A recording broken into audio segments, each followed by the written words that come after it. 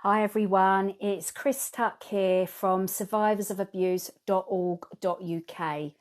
So I'm jumping on here to do a series of lives over the next few weeks to raise awareness of the annual anniversary, the first anniversary since this report was published. The report to the independent inquiry into child sexual abuse. So since this report was published, I'm going to be sharing the contents of this manual, this report, because I feel that it's very important for people to listen to what is contained within this report. So if you are a victim and or survivor of child sexual abuse, you may be triggered by what I'm going to be reading out. So just please be aware of that. Now, some of my posts that I've done on TikTok have been censored for misinformation. So for the record, this is not misinformation. I am reading directly out of the report. So if you want to join me for the whole live on this today, then please do. If you don't want to be part of this, then please just feel free to leave. That's absolutely fine too. So there's no misinformation for anyone around the world to report this live for misinformation, because it's all fact, it's all true. Now, I was part of this inquiry on the Victim and Survivors Consultative Panel for over, well, nearly 8 years. Yeah. So I do know the ins and outs of working at the inquiry and everything that is contained in this report. Now, there were 3 arms to the inquiry into child sexual abuse. There was the research arm, there was the public hearings arm, and there was the Truth Project arm. And all 3 prongs of the inquiry worked together to produce this report, which shares over 7,000 plus victim and survivors' experiences that were shared with the inquiry, what happened to them, where they were abused, what institution did the abuse take part in, what institutions let down victim and survivors, what the impact of the trauma from the abuse victim and survivors suffered from, what the trauma impact was on each of these individuals, and also the victim and survivors that took part in any of those 3 arms. They were given the opportunity to tell the inquiry what needed to change in order to better protect children of today, tomorrow, from child sexual abuse. How does it need to be responded to differently because of the failings? Okay, so that's just setting out really exactly what this live is going to be about. So if this is not your cup of tea, then that's fine, okay?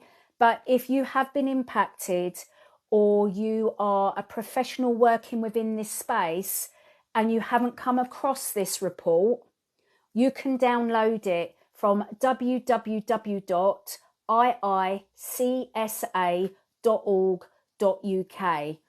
Now, between today and the 20th of October 2023, there's going to be lots of awareness raising, lots of events taking place to really bring or shine a light on this and what's been done since this report's been published and the work that is ongoing, yeah, with the government, with the institutions, and with victim and survivors that have gone through horrific stuff, and children and young people that are affected by this today.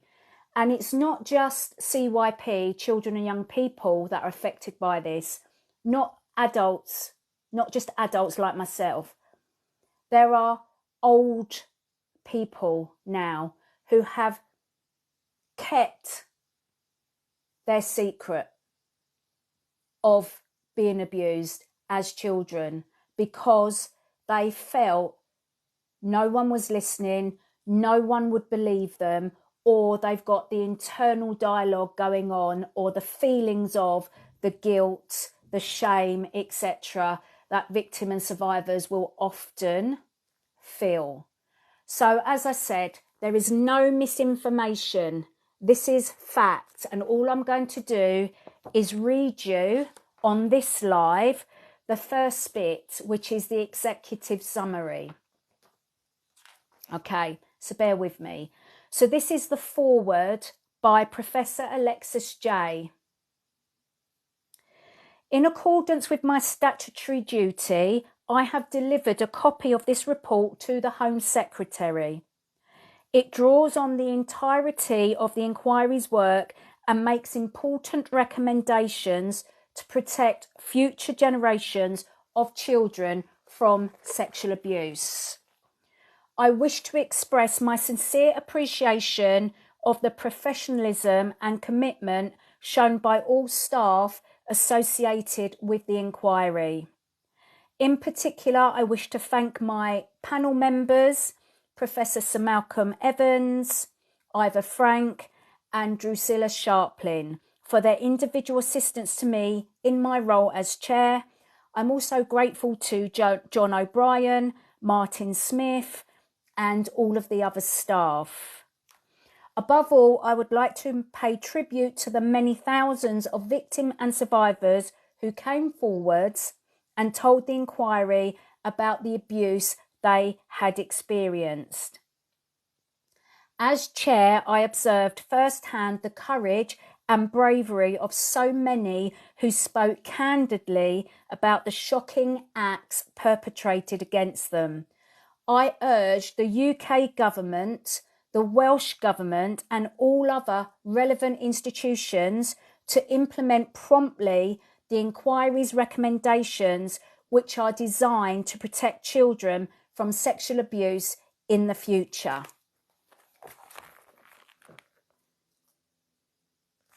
Professor Alexis J.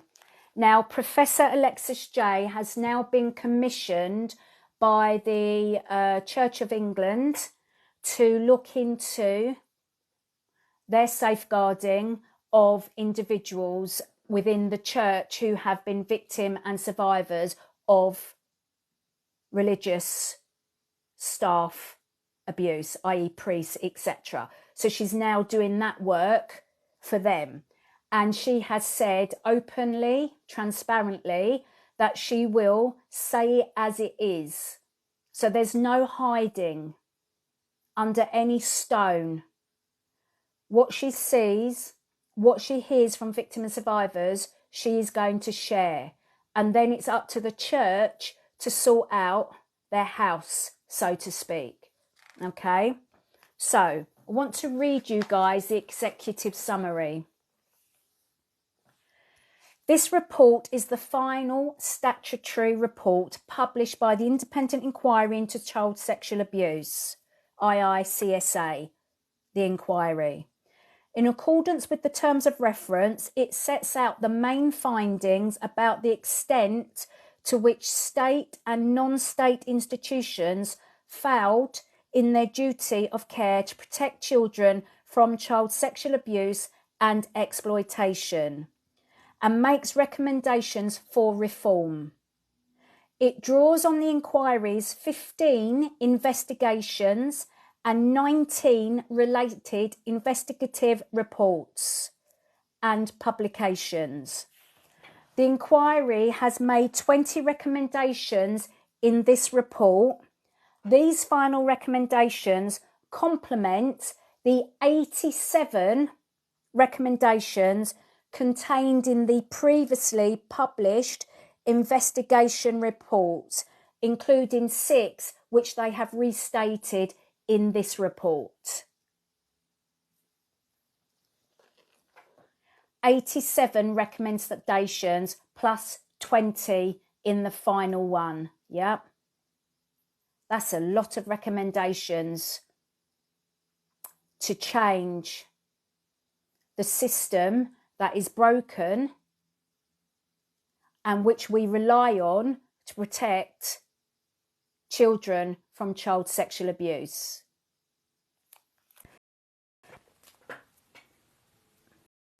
There are nearly 13 million children in England and Wales, each of whom needs and deserves to be protected from harm.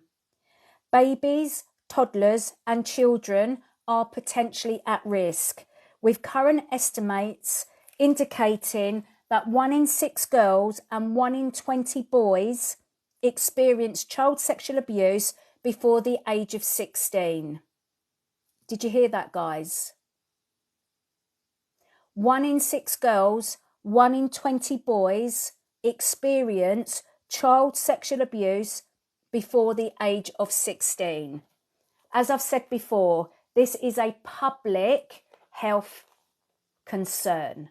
It's endemic within our society, and it's up to us as a society, not only in England and Wales, but around the world, to better protect children. In March 2020, so this is right at the time of lockdown, COVID, the Office of National Statistics estimated that 3.1 million adults in England and Wales had experienced sexual abuse before the age of 16, reflecting the guiding principle that the child's welfare is paramount. The inquiry's recommendations are focused on making England and Wales places for children to grow up safely and thrive. The work of the inquiry over the past 7 years demonstrates that child sexual abuse and exploitation takes many forms, but can involve vile and painful acts such as vaginal and anal rape. I don't know if that's now going to be censored, but this is not misinformation. This is in black and white. I did give a trigger warning at the beginning of this video. So if you do not want to continue watching, please feel free to leave.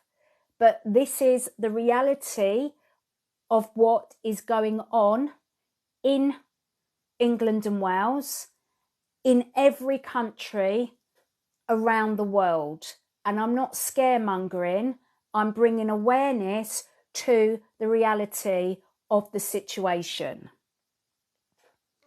Children, particularly those who are sexually exploited, are often degraded and abused by multiple perpetrators. Historically, inadequate measures were in place to protect children from the risk of being sexually abused. Sometimes there were none at all. Individuals and institutions often thought children were lying when they tried to disclose what was being done to them. Victims were frequently blamed as being responsible for their own sexual abuse. Within statutory agencies with direct responsibility for child protection, there was too little emphasis on the complex and highly skilled work of child protection. Decisions about children were not unequivocally based on the paramount interests of the child. Multi-agency arrangements still lack focus on child protection. There is still not enough support available to both child and adult victims and survivors. Child sexual abuse is not a problem consigned to the past, and the explosion on online facilitated child sexual abuse underlines the extent to which the problem is endemic within England and Wales. That's just page 1. So we're just setting out what this published final report is saying. So the work of the inquiry over the past 7 years has demonstrated all of what I've spoken about already, and the devastation and harm caused by sexual abuse cannot be overstated. The impact of child sexual abuse, often lifelong, is such that everyone should do all they can to protect children. This is not just a national crisis, but a global one. At the heart of this report are the inquiry's recommendations to help protect children. There needs to be a greater priority and focus politically and across society as a whole on protecting children from child sexual abuse.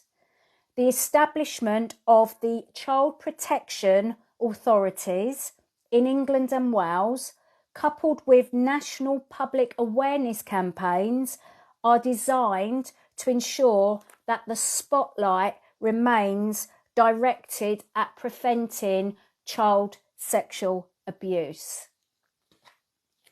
The recommendations within this report will be reinforced by cabinet-level ministerial positions for children to provide senior leadership and increase priority within government.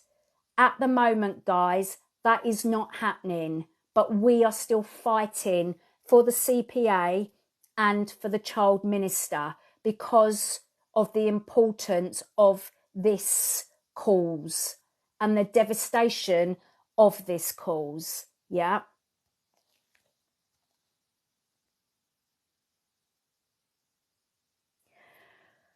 So one of the main aims of the public awareness campaign is to inform the public, which is you and me, about the action they should take if they know or suspect a child is being sexually abused. This will complement the recommendation for a new law of mandatory reporting, making it a legal requirement for those who work in regulated activity or work in a position of trust to report child sexual abuse. Now, the UK government have actively been working on mandatory reporting, and they're going to give us an update shortly. Every single one of these recommendations in itself is a massive thing. But as a package of recommendations, it can truly change the way that we deal with, respond to, see child sexual abuse and exploitation. The impact of past failures to protect children from sexual abuse and to support those who have been harmed is incalculable. To address this, the inquiry considers that a redress scheme must be established to make some reparation for the harm suffered. So again, the UK government and the Welsh government are working on a redress scheme as we speak.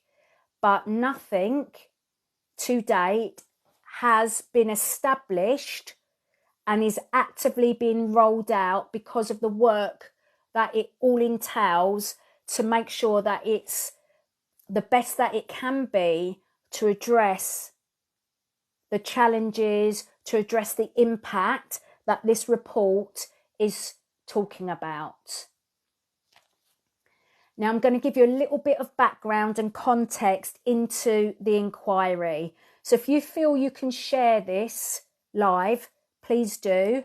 And when I get the recording later, I'm going to upload it onto YouTube and share the link for those that have missed the live. So background and context. Remember, this is not misinformation. This is fact.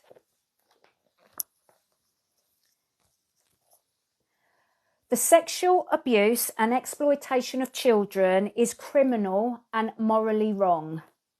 There is no excuse for those who perpetrate this crime. It has never been right or excusable whenever it occurred. To a significant extent, this also applies to those who knew about the abuse but did nothing, as well as to those who actively covered it up or contrived to assist a perpetrator in escaping justice or avoiding the scrutiny of the statutory authorities. As the inquiry progressed, the extent of the global crisis in child sexual abuse and exploitation became increasingly clear. This is manifested in one way by the number of let me repeat that. This is manifested in one way by the number of national and institutional inquiries being conducted across the world, including the US, Australia, Ireland, Germany, France, Spain, Japan. The extraordinary soaring numbers of child victims of internet-based sexual abuse also confirms the scale of the problem, providing evidence that the sexual abuse of children cannot be conveniently committed to the annals of history. Millions of child sexual abuse images can be accessed within just 3 clicks, many of which depict young children and babies. This is how horrifying this whole epidemic has become globally.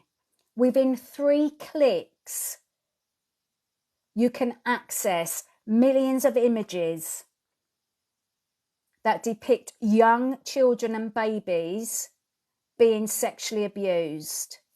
Think about that for a moment, or don't think about it because it's too horrific. Nearly every one of the inquiry's investigations and its reports concluded that the true scale of sexual abuse of children is likely to have been much higher than the actual numbers recorded. And this continues to be the case with current methods of data gathering. Information collected by Children's Services shows high numbers of assessments where child sexual abuse and exploitation is identified as a risk factor, but the number of children placed on child protection plans under the primary category of child sexual abuse is comparatively low. So we're not recording the stats, guys. We're not recording data in the right way as it's needed. In surveys, girls are at least 3 times as likely as boys to describe experiences of child sexual abuse. Disabled participants were twice as likely to describe such experiences as non-disabled participants, and those who lived in a care home were nearly 4 times as likely to have experienced child sexual abuse. Those who had experienced childhood neglect were nearly 5 times as likely to have experienced child sexual abuse as those who had not suffered from childhood neglect. Now, listen up. While many may think that child sexual abuse is not a matter that affects them, the economic and social costs of child sexual abuse affect everyone. In December 21, the Home Office published a study into the cost relating to children whose contact sexual abuse began or continued in the year ending March 2019. The estimated cost to society exceeded £10 billion.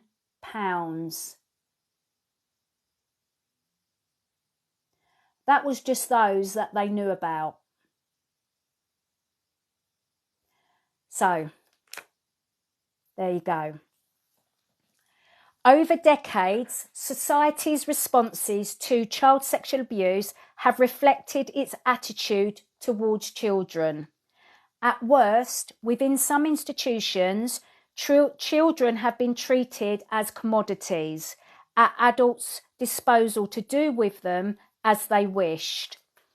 In the mid-20th century, child sexual abuse, or CSA, as I'm going to now say, children were not believed, and it was also believed that CSA was not widespread. There was even a belief that there was such a thing as a seductive child. The notion that CSA was not harmful persisted into the 1990s, and in some professional spheres, responses to it were seen as overzealous and characterised as a moral panic. In the 2000s, some responses became more child-focused, but others continued to deflect blame away from the perpetrators and institutions, especially in the area of child sexual exploitation, or CSE, I'm now going to call that. While some of these attitudes have been challenged, there remains an incomplete public understanding of CSA, of CSE, and the power dynamics. Listen up. Children cannot consent to their own abuse, and questions of empowerment, inclusion, and hearing children's voices are still not being fully addressed. This report is the culmination of a public inquiry, the focus of which was the institutional responses to child sexual abuse in England and Wales in living memory. So that means in the last 100 years. Examining past failures across such a broad spectrum of institutions and organisations, coupled with the contribution of many thousands of Truth Project participants, has provided the inquiry with a unique body of knowledge, enabling it, the inquiry, to make recommendations to protect future generations of children. So I'm just going to draw a breath there, guys. If there's any comments, I will come back and answer them later. Now, I'm going to carry on reading, okay, and discussing this report, but I'm going to try and stick to the words within the report, and then hopefully my videos will not be taken down for misinformation, okay, because this is all fact, okay. This report is available to be downloaded from www.iicsa.org.uk.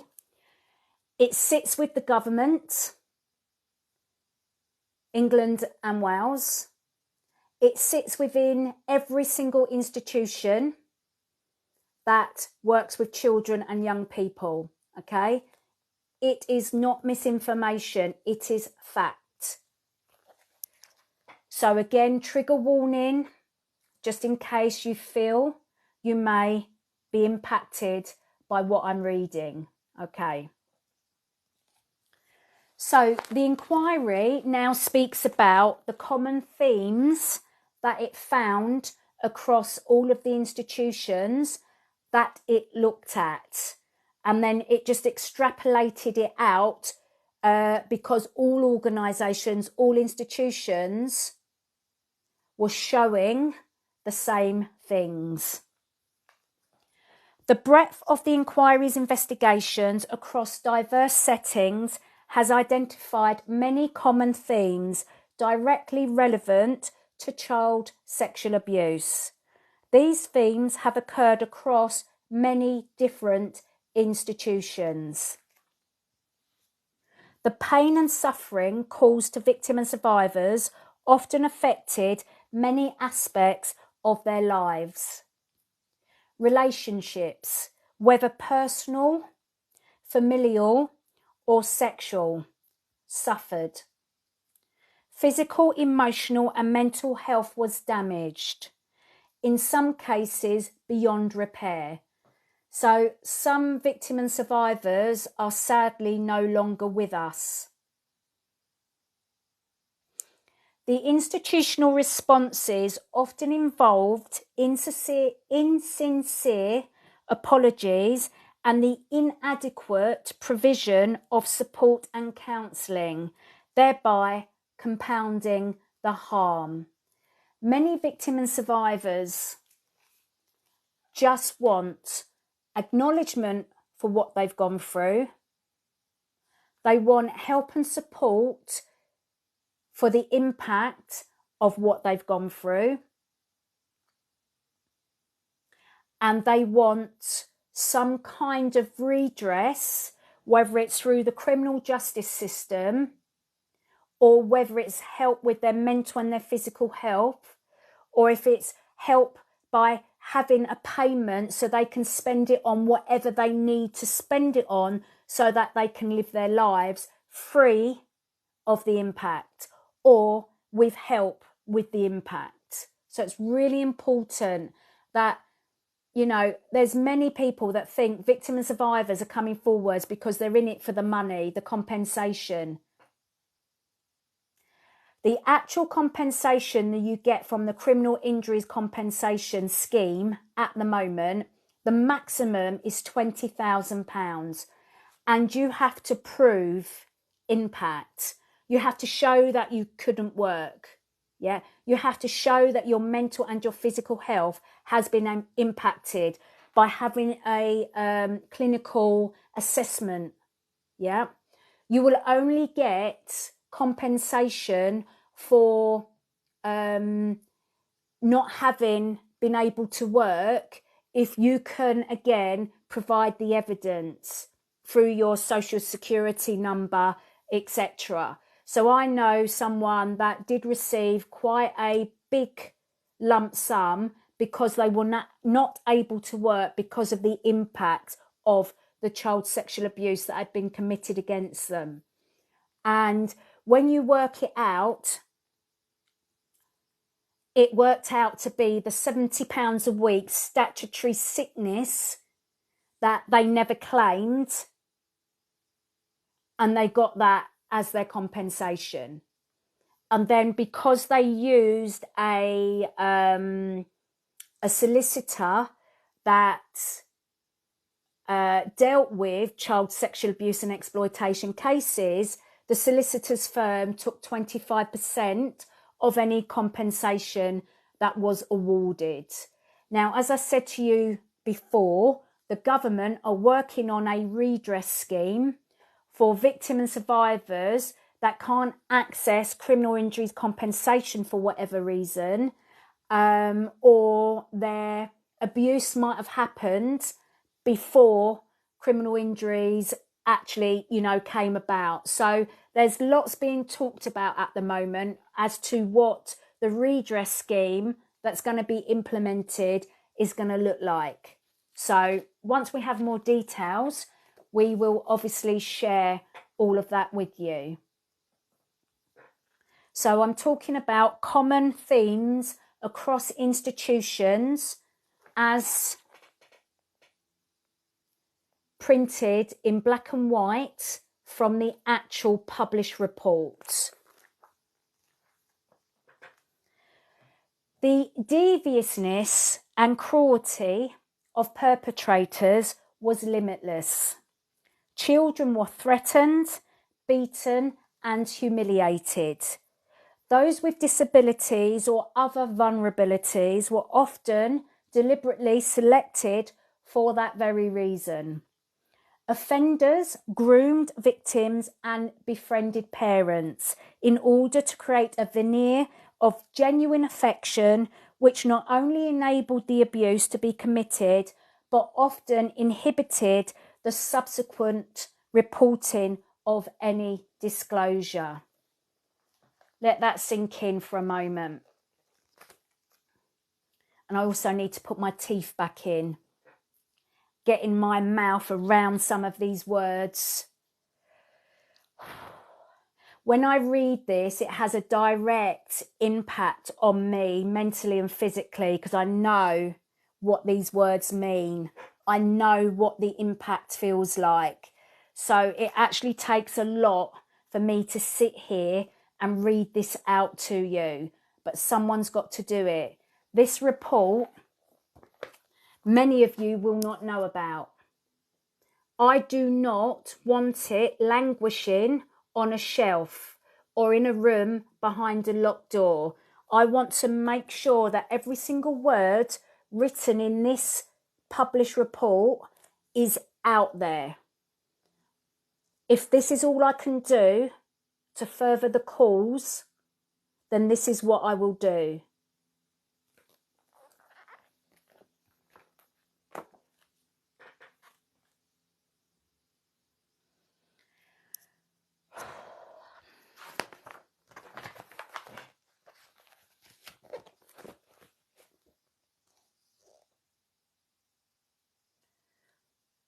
The protection of personal and institutional reputations above the protection of children was a frequent institutional reaction. Organisations, institutions putting their reputations before the protection of children. That is what that says. Still going on today, guys. Statutory agencies were not informed, perpetrators were moved on, and there were failures by those in authority to thoroughly investigate allegations. Records about child sexual abuse allegations were not kept. Some institutions had no child protection policies and procedures. Where policies and procedures were in existence, they were often inadequate and not complied with. Inspections of institutions were at times lacking. Recommendations made following internal or external reviews were infrequently implemented and sometimes ignored. So this is showing across the board themes that came up time and time again. So we've got inadequate policies and procedures or no policies and procedures. We've got perpetrators being moved on. We've got investigations happening, recommendations being made, but not being implemented.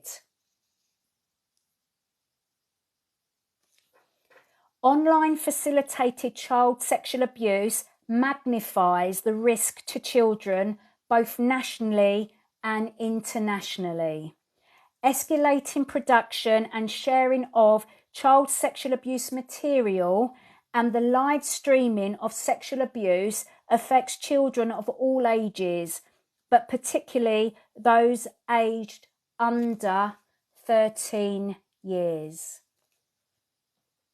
So we've just seen this week, guys, the passing on the online safety bill through Parliament. That's now become law. Now, from my perspective, when it comes to child sexual abuse and exploitation online, CSA and CSE, this online bill, law as it is now, is imperative to help sort out some of this that is going on. However, the other side of that, you're going to hear a lot about people are now saying that it impinges on their human rights of freedom of speech. Okay, so we've got the law that is asking or now demanding tech companies like Facebook, like TikTok, to make sure that children are better protected online. And part of that is the end-to-end encryption facility. When it's end-to-end, it ensures your privacy of conversation.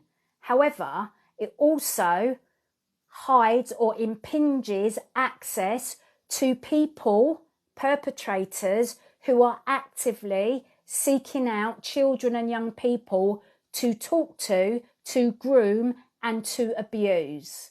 Yeah, that is what this is about from my perspective with this.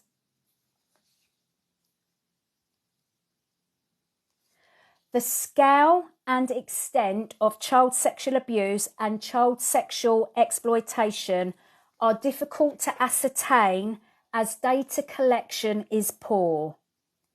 The available data present a confused and confusing picture, and there is no consistent approach to the recording of data, including by key statutory agencies such as the police and local authorities. The prevalence figures cited in this report cover all forms of child sexual abuse, and there are no data which separate abuse which takes place within the family environment from that which takes place in institutions. Now, just from my work, I know that most child sexual abuse takes place in the home environment or the home and family setting. That's where most of it takes place. Then you've got abuse within institutions, which this inquiry was set up to look at. Then you've got online abuse. You've got peer-to-peer abuse. So children on children, young people on young people. Yep. It is just so prevalent and it's going on everywhere. There isn't one part of society that's not impacted by this. A perpetrator can be anyone. A victim can be anyone. And I will keep saying that and saying that until it lands.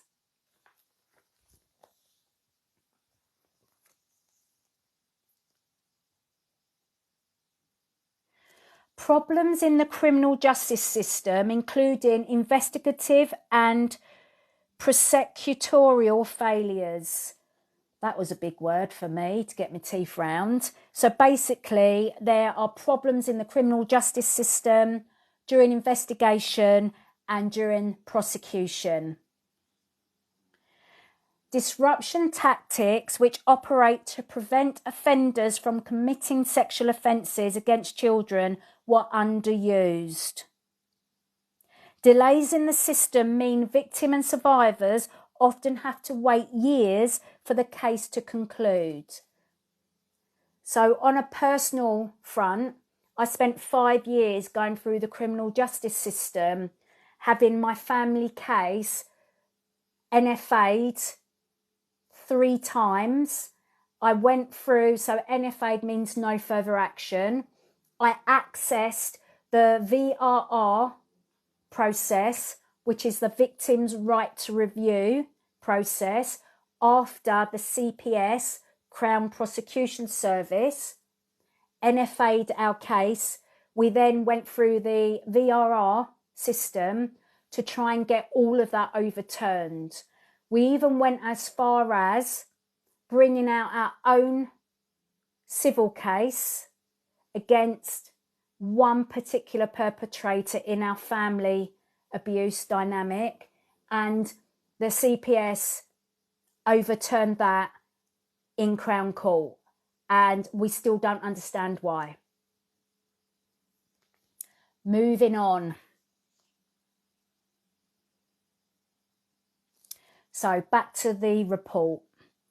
The inquiry also identified wider societal issues where responses to children's disclosures were characterised by embarrassment, fear and disbelief. There needs to be greater public awareness of the scale and scope of child sexual abuse and exploitation in order to improve our response to children who are abused. Now, I'm on social media every single day, throughout the day and night. I look at all the platforms, I see what is being shared, and I look at the comments from people within society. And a lot of the comments are, why didn't they speak up sooner? The disbelief, the blame, the shame. That's why people don't speak up sooner, guys. Yeah. So the inquiry's saying we need more public awareness because there are lots of myths around CSA and CSE that are perpetuated by certain people or by lack of understanding and ignorance. Yeah.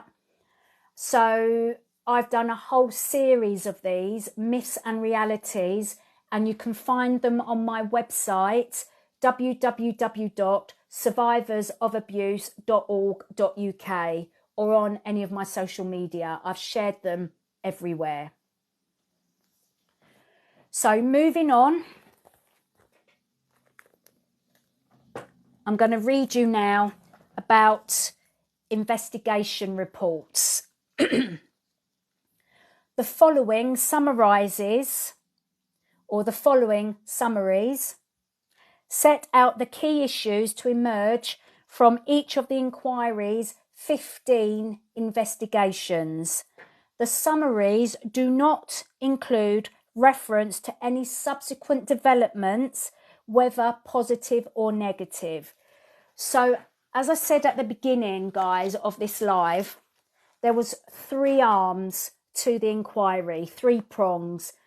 The public hearings, the Truth Project and the Research Project, and they all fed into this final report.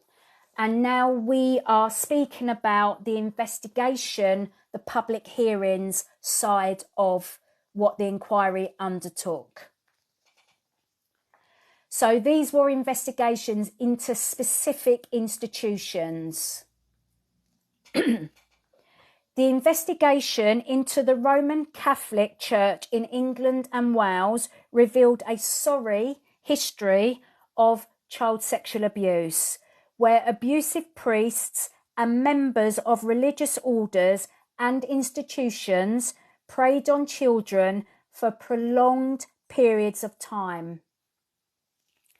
Between 1970 and 2015, the church received more than 3,000 complaints against more than 900 individuals connected to the church. In the same period, there were 177 prosecutions, resulting in 133 convictions. Millions of pounds have been paid to victims and survivors in civil proceedings. So many cases of child sexual abuse within the church never reached the police. They were settled outside of the judiciary, the judicial process. Okay, so there is the silencing that goes on.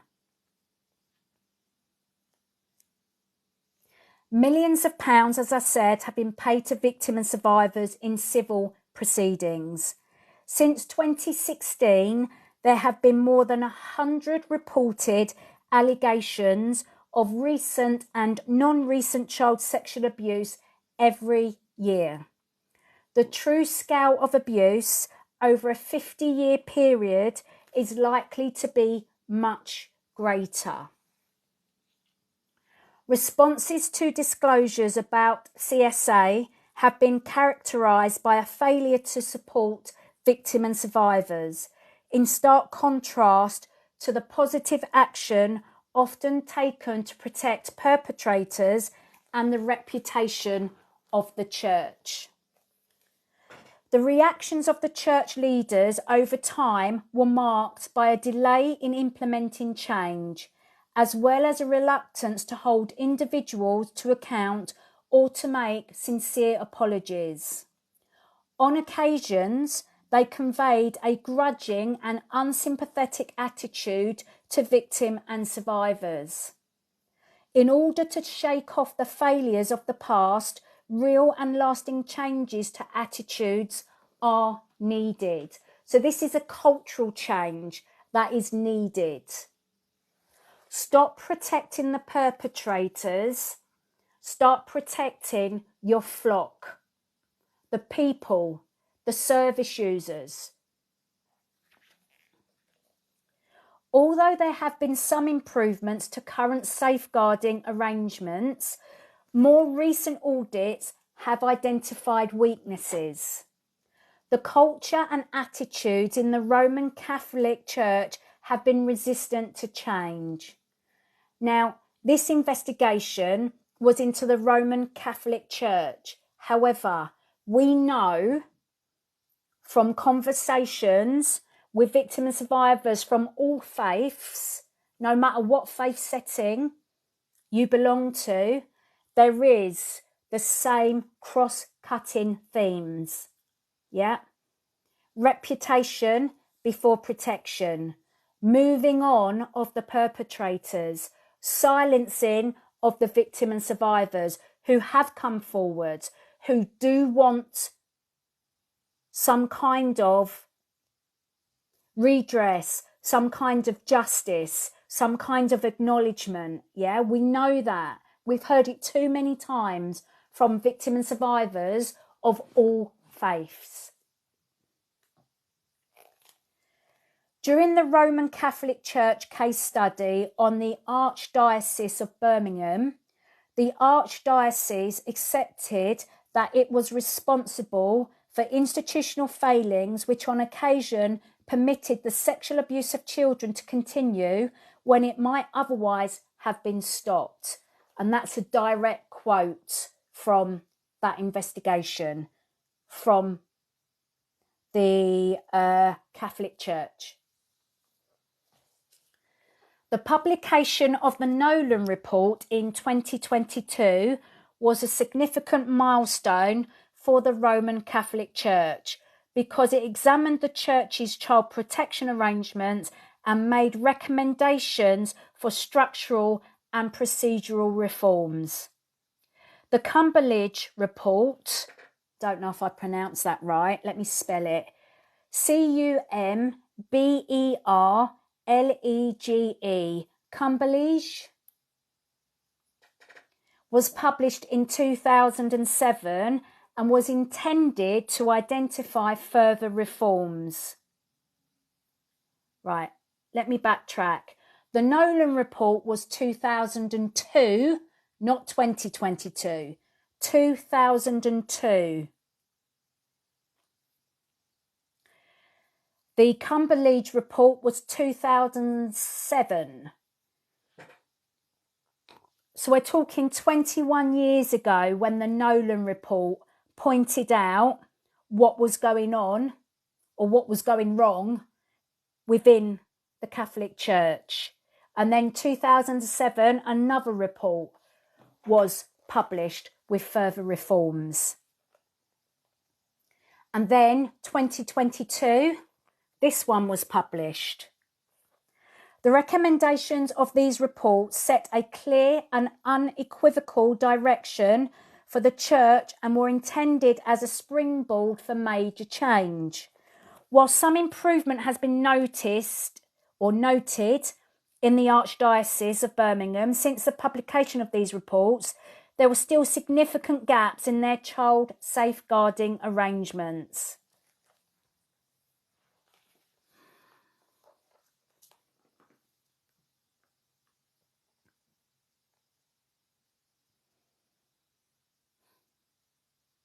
I'm just getting so disappointed. Now, I've read this report a few times now, but when I reread it and share it, I just get, really? Really? When are you going to sort out your stuff, guys? Come on. And again, I do swear, but I don't want to swear on this live because I don't want my video footage to be taken down. The inquiry widened its understanding of the role of the Roman Catholic Church in education through the English Benedictine Congregation, EBC for short. These case studies incorporated Ampleforth and Downside Abbeys and schools and Ealing Abbey and St Benedict's School. The Ampleforth and Downside case study heard evidence of appalling sexual abuse inflicted over decades on children aged as young as 7 at Ampleforth and age 11 at Downside. So, you know, there is a myth that child sexual abuse only happens to a certain sector of society. Often those who've grown up in poverty, yeah? Not true. It is true that people from that sector do get abused, but these schools, private fee-paying schools for most of the students, yeah? So there are many public schools that have had abuse happen within them, okay? So abuse, as I said, can happen to anybody, no matter how rich, how poor you may be, okay? The Ampleforth and Downside case study heard evidence of appalling sexual abuse inflicted over decades, so I've said that. 10 individuals, mostly monks connected to these institutions, have been convicted or cautioned in relation to offences involving sexual activity with a large number of children or offences concerning pornography. Now, I want to challenge that word. Adult pornography is often consensual and it's for adults. You get a choice to watch it. You should get a choice to take part in it if that's your thing, yeah? So adult porn, fine. That word has no place to be connected to children. No place. Children cannot consent to their own abuse. The age of consent in England and Wales is 16, okay? And there's a lot of other factors around the age of consent that I won't go into in this live, but I've addressed in other lives. Just know, children cannot consent to their own abuse.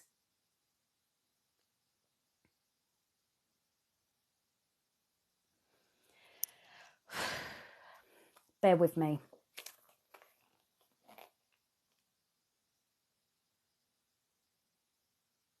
So I was speaking about pornography and that word being connected to children. So it's not consensual. Any acts committed against children are acts of crime. There's no consent. In law, there's no consent. Each image, video of a child having an act, a criminal act perpetrated against them is child sexual abuse material. It's a crime. Often, those children and young people are being raped, sexually assaulted, tortured.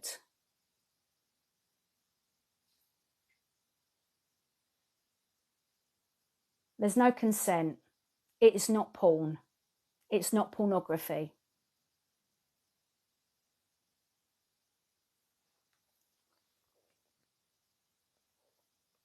Continuing on with the printed black and white words, no misinformation. Time and time again, the most senior clergyman in the EBC, that's the English Benedictine congregation, and the two abbeys, including past presidents of the EBC, omitted wrong-headed judgments and expressed regret at past failures to protect children. Child sexual abuse was extensive at Ealing Abbey. Since 2003, 2 monks and 2 lay teachers have been convicted of multiple offences involving the sexual abuse of over 20 children between 1970 and 2008. In 2016, the deputy head was convicted of offences relating to the possession of indecent images of children. So if you know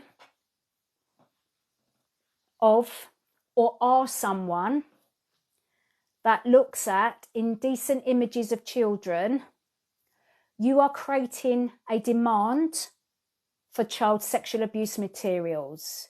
You are committing a crime. Your crimes will catch up with you. One day, they will. When I see someone who's been convicted of accessing CSAM, child sexual abuse material, and it was like he was under stress, he was not well, he was depressed, he was this, he was that, and it is often a he, but there might be she's, but I personally have not read about females accessing CSAM. I've read and know of women colluding with men to make the material, but I haven't actually heard or seen any cases brought against women who have accessed the material like I do about men accessing the material. When I hear the reasons why they may be doing it or did do it, I just like, really? Really? Now, there are such organisations as Stop It Now and the Lucy Faithful Foundation who will work with perpetrators or potential perpetrators. So not all paedophiles are acting on their preference for fancying children. Yeah. So there are paedophiles that do act on their attraction who are sexual offenders, and there are paedophiles who are attracted to children who do not act on that attraction. So as a survivor, any mention of perpetrators makes me However, we do need to address the situation from multiple angles. So we do need to have help out there for potential or those who have an attraction but are disgusted with themselves for that attraction. We do need help for those people. Yeah, where we can prevent, that's got to be a good thing. Even though I know lots of victims and survivors don't agree with that, but we need to sort this issue, this public health problem, out from multiple angles. Not only getting the victim and survivors help that they need and deserve, but also to prevent child sexual abuse and exploitation from happening in the first place. And part of that, guys, is to raise awareness about CSA and CSE, how it happens, how prevalent it is, how to protect your children, how children can protect themselves and speak up about it, how what the impact is, and how victim survivors can get help and support, how people that are not offending, so family members, how they can get help and support in dealing with children and young people that they may be responsible for, or actually they're the non-offending parent, they knew nothing about the offender and they're offending, yet they're impacted because now the offender's been caught, put in prison potentially, and they're having to pick up the pieces of their lives. So it's a really complicated and multi-layered issue that I'm talking about today.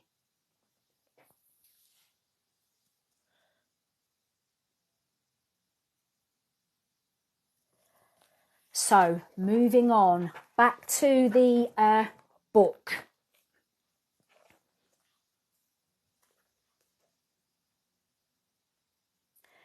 So let me just recap. 10 individuals, mostly monks connected to these institutions, have been convicted or cautioned in relation to offences involving sexual activity with a large number of children or offences concerning pornography. That's when I went off script. Many perpetrators did not hide their sexual interests from the children. Rather than refer a suspected perpetrator to the police, in several instances, the abbot of the particular school confined the individual to the abbey or transferred him and the known risk to a different parish or other location. For much of the period under consideration by the inquiry, the overriding concern was to avoid contact with the local authority or the police at all costs, regardless of the seriousness of the alleged abuse or actual knowledge of its occurrence. So, complicit in cover-up, yeah?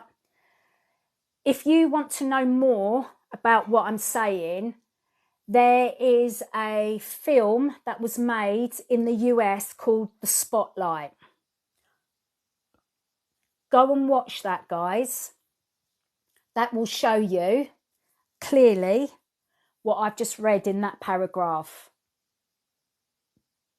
The cover-up, the moving on of individuals that have committed acts of crime against children and young people, and all what happened to them was they were moved on to reoffend.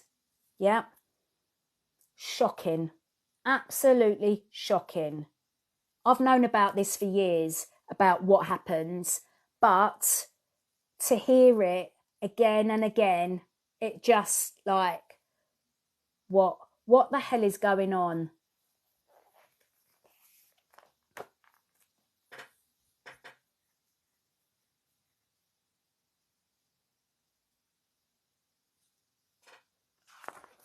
So we've talked about pornography, the word. We've talked about child sexual abuse materials or indecent images of children. And I've told you what these images or videos are, what they contain. Yeah.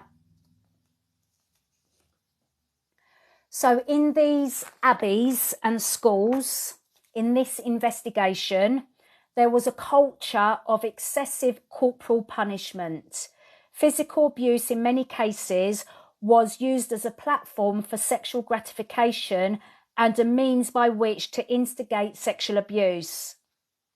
Corporal punishment was used to punish boys who sought to protect themselves or others from sexual abuse. It appeared that many in St Benedict's School and Ealing Abbey, teachers and monks alike, were aware of sexually abusive behaviour but were seemingly powerless to do anything. Gossip amongst boys and staff was rife, and complaints, including from parents, failed to trigger any action from the school. On the rare occasion, information was passed to the authorities, but little, if any, action was taken. Head teachers and abbots did little to improve child protection at St Benedict's. CSA was played down. When cases were reported to the police, investigative mistakes were made, and on rare occasions, allegations were referred to the CPS. But the analysis of the evidence was sometimes deficient. Not until much later in time were the named perpetrators finally brought to justice. So in reality, when someone does speak up about their abuse or the abuse of them, if there's not enough evidence, the case will be NFA'd, no further action. When someone else comes along and says what happens to them, the mounting evidence from multiple different sources will make a new case and add strength to a case. So there is a voice in numbers coming forwards, yeah? And we've seen that recently in the news, across social media, where someone was named, allegations were made against a said person, their name's out there, and then other victims and survivors come forwards because they feel that this time they may be believed. This time there will be enough evidence. This time something might happen. Yeah, there is power in a voice, as many voices coming together as possible. Yeah, to give weight to the case. Often, perpetrators who have power, so they've got a high profile, they are high up within their organisation, they are regarded highly within their community, for example, they have the power. They often have the money as well to quash any allegations being made against them. Yeah. It's not until someone high profile dies that people will come forwards in their swarms, because that person no longer has the power to silence. That's what happened with Jimmy Savile, for example. Okay. So I'm not speaking about current stuff because that is under investigation.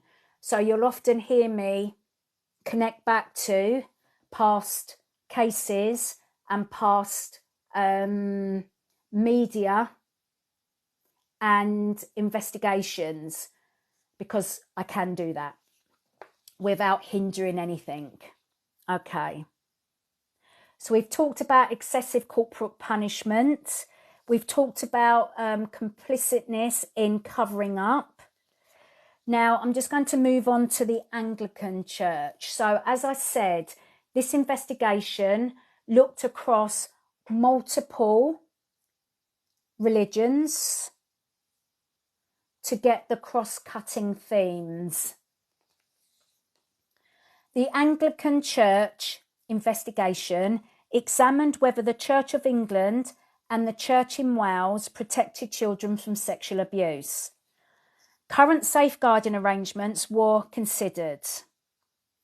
A total of 390 people associated with the Church of England from the 1940s to 2018 were convicted of sexual offences against children. In 2018, 449 concerns were reported to the church about recent child sexual abuse, of which more than half related to church officers.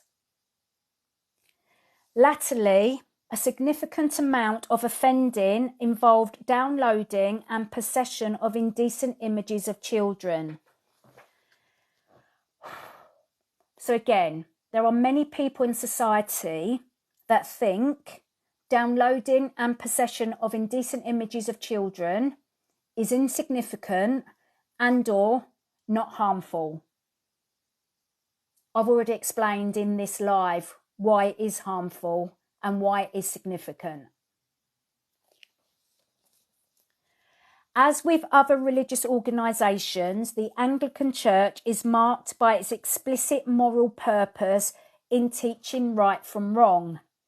In the context of child sexual abuse, the Church's neglect of the physical, emotional, and spiritual well-being of children and young people in favour of protecting its reputation was in conflict with its mission of love and care for the innocent and vulnerable.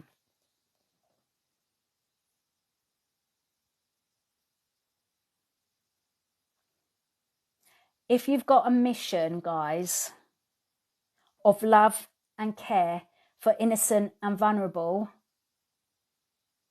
doesn't mean you can abuse them, does it? It means exactly that. Love and care.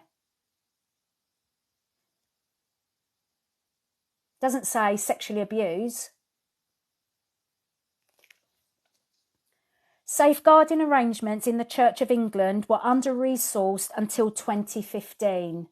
Remember, there was 2 reports that I've spoken about already, 2002 and 2007. Not enough has been done quick enough.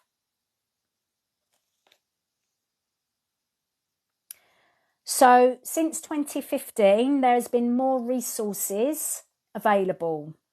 Changes were also made which aim to ensure that the advice of safeguarding staff should not be ignored. So they've got these safeguarding staff in post who are there to do a job, yet they would ignore what they were saying. Go figure. The Church of England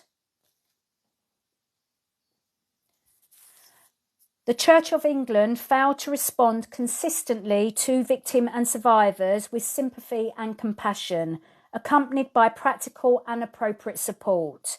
This often added to the trauma of those who had experienced child sexual abuse by individuals connected to the church. While there have been important improvements in child protection practice, the Church of England still has more to do to rebuild the trust of victims and survivors. Some internal past case reviews were flawed and inaccurate, and there was a tendency to minimise offending. In recent years, a number of clergy in the church in Wales have been deposed from holy orders following sexual assaults on children or for offences concerning indecent images of children. No precise data on actual numbers are available. Funny that, isn't it? No data available on actual prevalence, and that is across the board.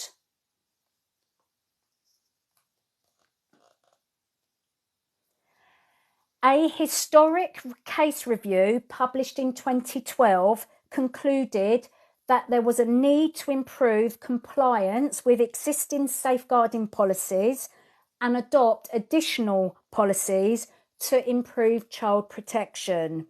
Further improvements are still required, particularly in the area of record keeping and the capacity of provincial safeguarding officers.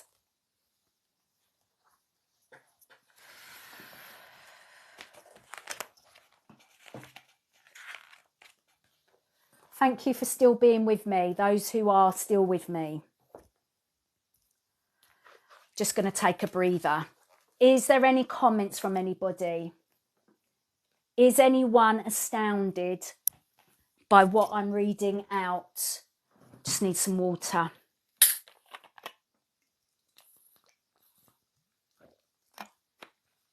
Is anyone shocked?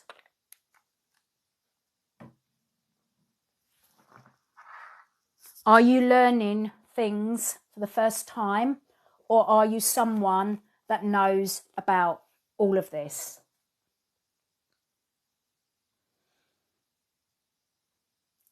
So, moving on. The Anglican Church investigation considered 2 case studies. The Diocese of Chichester, where there have been multiple allegations of sexual abuse against children. Over 50 years, 20 individuals with connection to Chichester Diocese, including 4 clergymen, were convicted of sexual offending against children. The responses of the diocese were marked by secrecy, prevarication, avoidance of reporting alleged crimes to the authorities, and a failure to take professional advice. Internal reviews failed to expose the nature and the scale of the problem within the diocese. Instead, they were used by church leaders to act out their personal conflicts and antagonisms. The reviews ultimately came to nothing until 2011, when the Archbishop of Canterbury intervened by ordering a visitation. The second case concerned Peter Ball, who was bishop in the Chichester. I'll say that again. Peter Ball, who was a bishop in the Chichester Diocese before becoming Bishop of Gloucester. In 1993, he was cautioned for gross indecency. In 2015, Ball pleaded guilty to further offences, including misconduct of public office and indecent assault, in which he admitted that he abused his position as Bishop of Lewes and Bishop of Gloucester to offend 17 teenagers and young men. One victim, Neil Todd, was seriously failed by the church and ultimately took his own life. At the time, the church discounted Ball's behaviour as trivial and insignificant, displaying callous indifference to Mr. Todd's complaints. The Archbishop's Council accepted that the church had displayed moral cowardice in response to the allegations. The inquiry found failings in the response of Lord Carey and then Archbishop of Canterbury, including showing Ball a degree of compassion which he did not extend to his victims and not disciplining Ball after he was cautioned. Other people of prominence also supported Ball, but without any consideration of the experiences of Ball's victims. So there you go, guys. Perpetrator giving understanding, empathy, help, support. Victim and survivors, nah, don't want to hear from you. Not interested. Yeah. That's why victim and survivors find it hard to come forwards. Often don't come forwards for at least 20 years. And even if we do come forwards and we do speak up, we're not often believed, and that disbelief will silence us for many more years before we might find the courage to speak up again. So I'm hoping I'm giving you some food for thought here.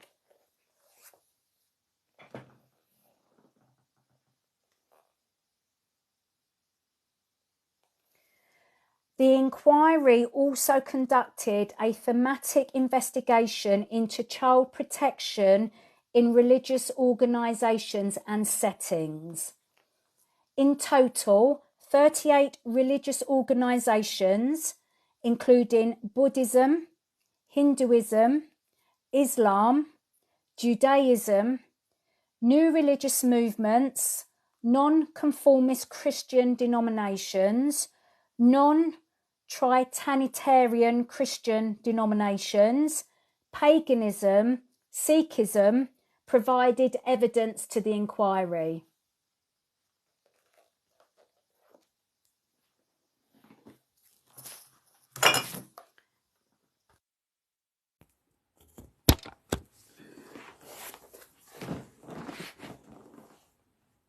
So, a cross-cutting investigation over many different religions.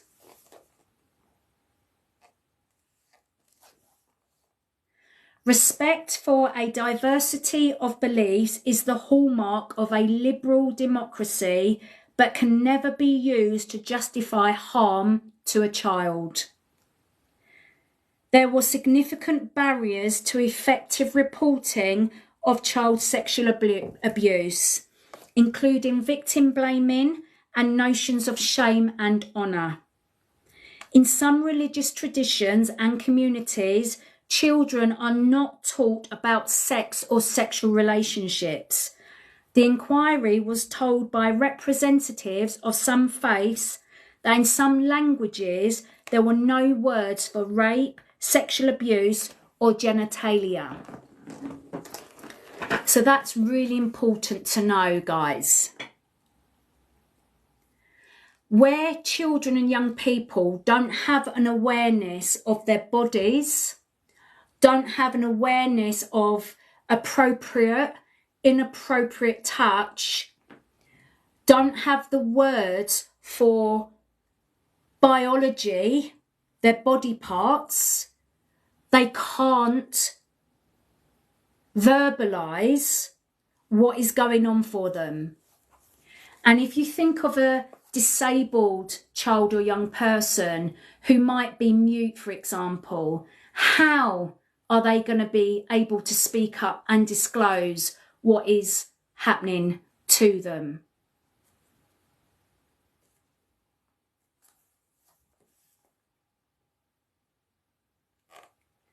Not all religious organisations had adequate child protection policies, despite the advice readily accessible in the public domain.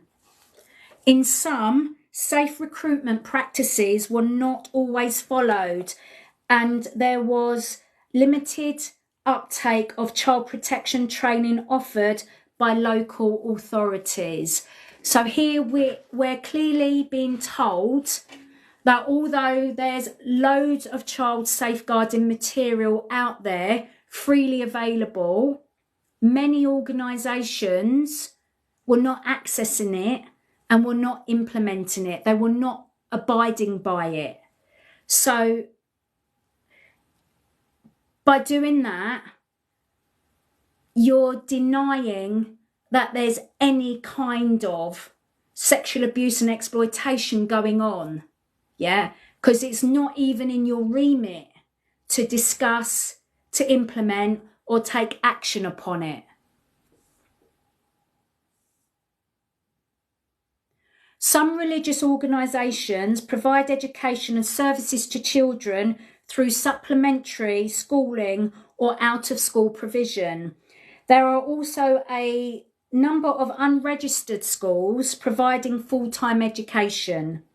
Serious concerns were expressed by Ofsted that a minority of out-of-school settings were putting children at risk by failing to adhere to basic child protection standards.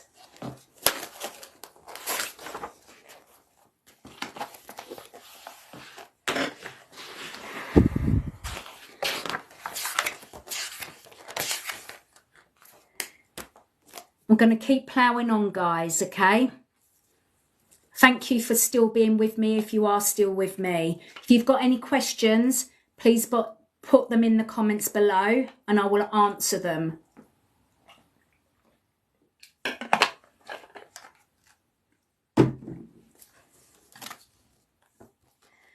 Now, another investigation that the inquiry did, public hearing, was into the Cambridge House, Knoll View and Rochdale. This focused on child sexual abuse in Rochdale and institutional failures to protect vulnerable boys in care. This included Cambridge House Hostel for Boys and Young Men, where the inquiry heard about the predatory activities of Cyril Smith. Now, Cyril Smith was an MP, guys. I'm going to keep to what is actually written and published.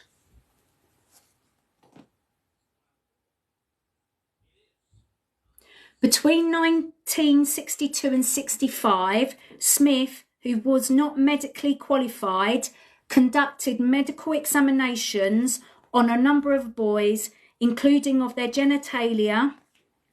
Smith's prominence and standing in Rochdale in the mid-1960s allowed him to exert pressure on others locally, in particular to keep quiet about any allegations of abuse.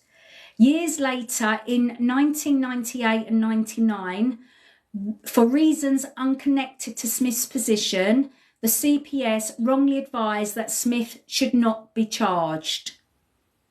There you go. Classic case of the CPS not doing their job. Knoll View School was basic and bleak, providing neither care nor education. Staff were at best complacent, at worst complicit in the abuse that they knew to be taking place. Senior council officials in social services and education departments were at fault for failing to treat the problem of sexual abuse at Knoll View School with any urgency. In evidence, the council leader lied to the inquiry when he denied all knowledge of the issues about child sexual abuse at Knoll View. So here you have the biggest inquiry in the whole world on child sexual abuse and exploitation. This senior official lied to the inquiry.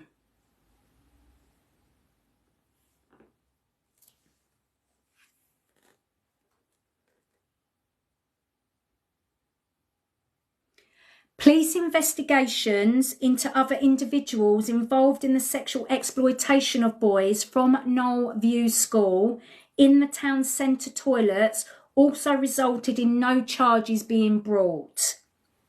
Despite the police knowing their identities and having obtained disclosures from the young victims, these failures, along with those relating to the allegations against Smith, deprived victims and complainants of the opportunity of seeing perpetrators being brought to justice.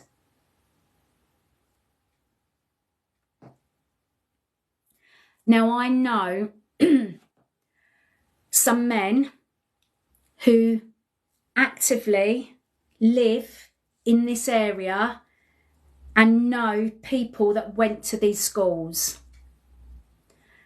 There are some victims and survivors of this investigation that are no longer with us.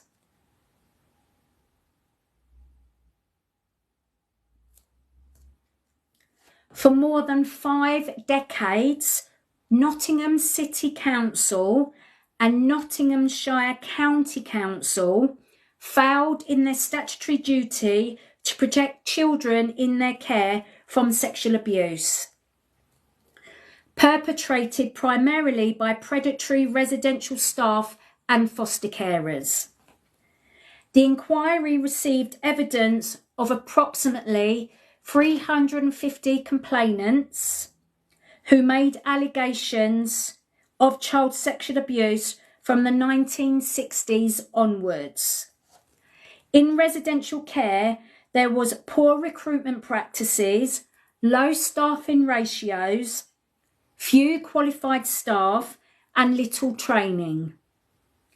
In some instances, a sexualised culture prevailed, with staff behaving wholly inappropriately towards children, paving the way for sexual abuse. It was as if anyone could carry out the important work of being a substitute parent to damaged children. Residential care carried little priority with senior managers, even when they were aware of escalating numbers of allegations of sexual abuse. From the mid-1970s to the 1990s, the picture was equally poor in foster care. Recruitment, assessment and support of foster carers and supervision of children's placements were inconsistent and almost casual. When allegations of abuse were made, council staff were too willing to take the side of the foster carers and to disbelieve the child.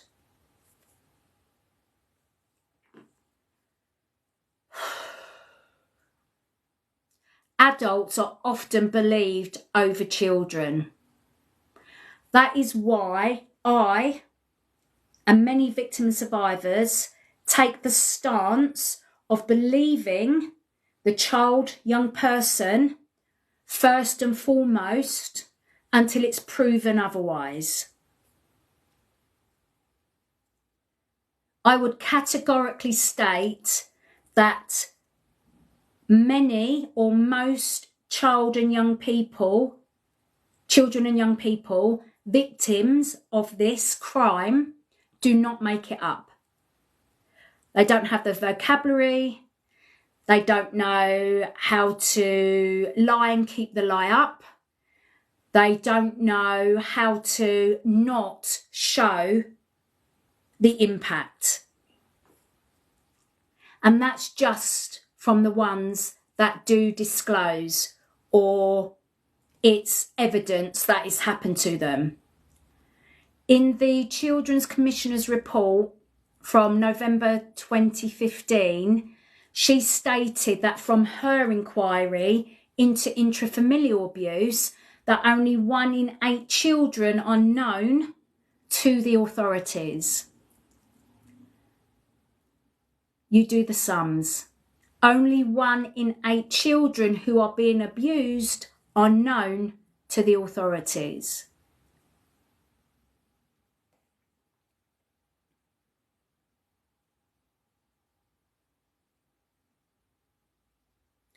So Nottingham City Council and Nottinghamshire County Council, they never learnt from their mistakes, despite commissioning many reviews which made clear what changes were needed in their care system to stop the sexual abuse of children. Nor did they have a satisfactory approach to addressing the issue of harmful sexual behaviour amongst children in their care.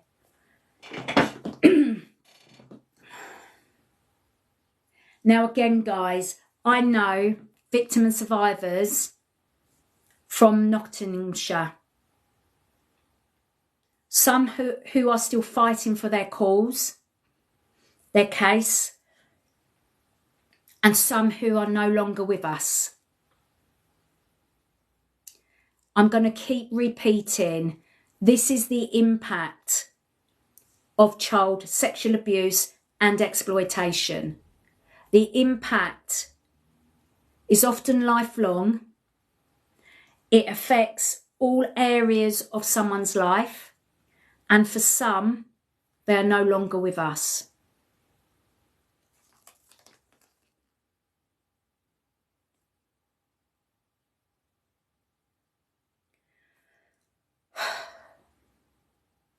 It's hard to comprehend the cruelty and sexual abuse inflicted on children in the care of Lambeth Council over many years by staff, by foster carers and their families, and by volunteers in residential settings.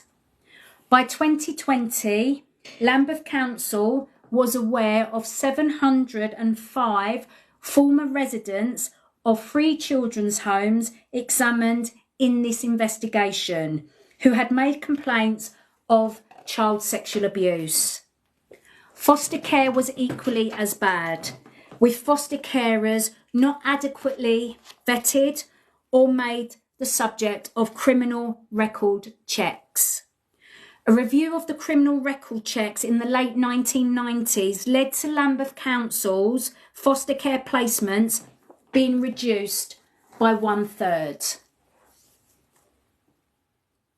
In the 1980s, the culture of Lambeth Council was dominated by politicised behaviour and turmoil, as it took on the government of the day. In 1986, its stance in failing to set a council tax rate resulted in 33 councillors being removed from their positions. This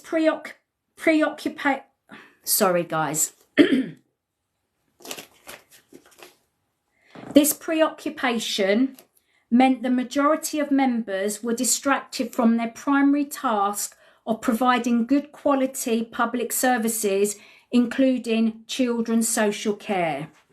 Despite what was claimed to be a progressive political agenda, bullying, intimidation, racism, nepotism and sexism thrived and was set within a context of corruption and financial mismanagement, which permeated much of Lambeth Council's operations. All of this directly impacted on the safety and protection of children in care.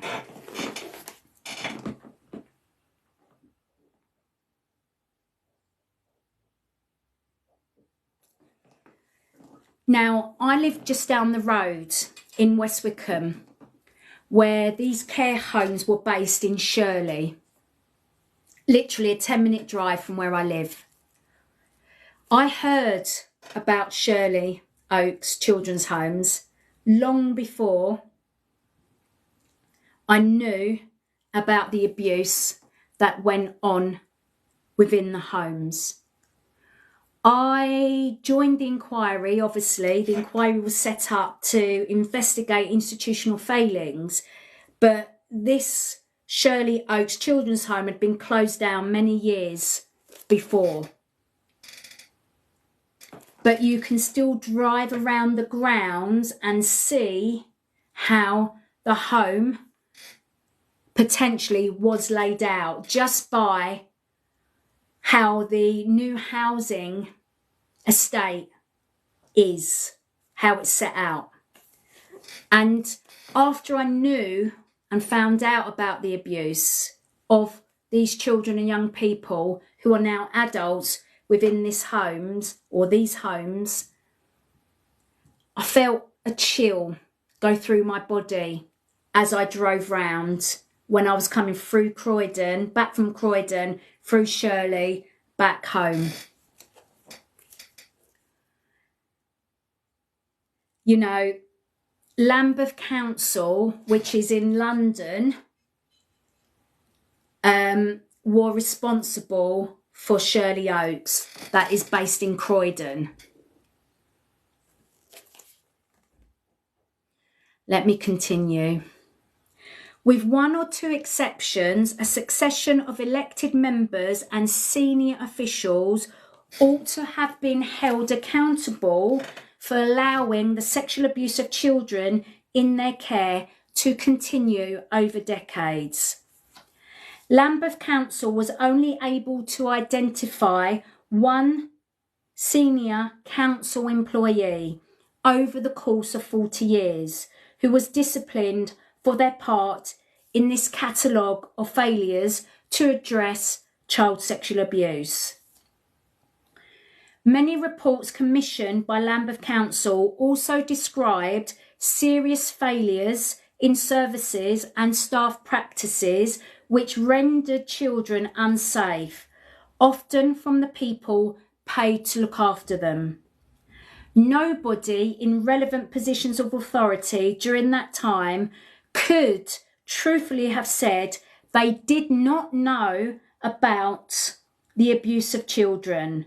The conclusion was therefore unavoidable that those who ran Lambeth Council, for the most part, simply did not care enough to prioritise the protection of children.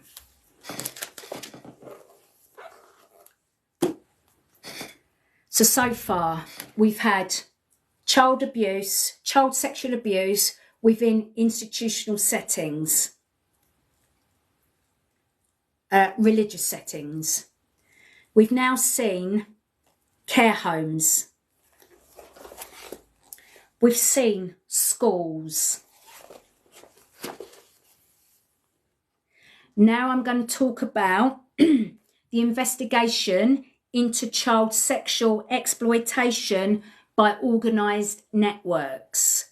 Now, part of this organised networks is grooming gangs, okay? But it's not just about grooming gangs. I really want to reiterate that. I'm going to stick to the facts as written in this published report. I have my own views about organised networks and grooming gangs, and I will share that in a different video. But for this video, not to be taken down for misinformation, because this is fact as found by IICSA, okay? The investigation into CSE by organised networks examined 6 case study areas across England and Wales to obtain an accurate picture of current practice of police and local authorities at a strategic level and by examination of individual cases. The accounts of victims and survivors in the case studies demonstrate the cruelty of perpetrators towards the children that they exploit. It confirmed that the sexual exploitation of children by networks was not a rare problem, confined to a small number of areas with high-profile criminal cases, but was widespread. So CSE doesn't just happen in Rotherham. It doesn't just happen in Telford or Oldfield or Oxford. It happens in every city and town around nationwide.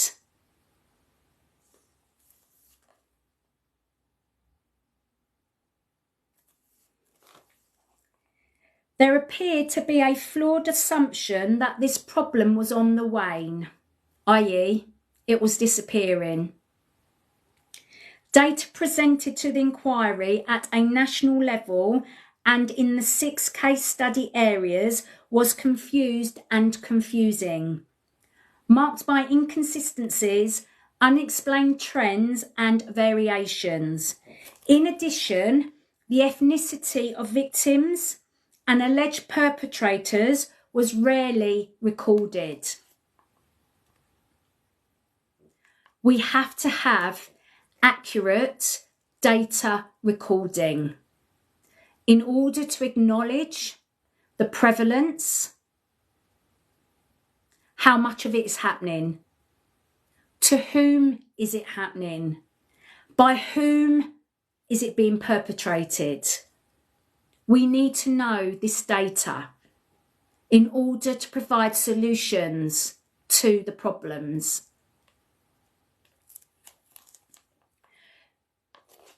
Children in residential care and those with a disability are at a heightened risk of being sexually exploited.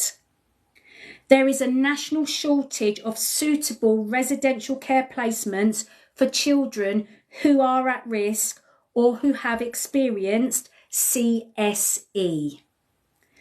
This has resulted in some older victims being placed in unsuitable accommodation without proper support or supervision, making them at increased further risk of further exploitation.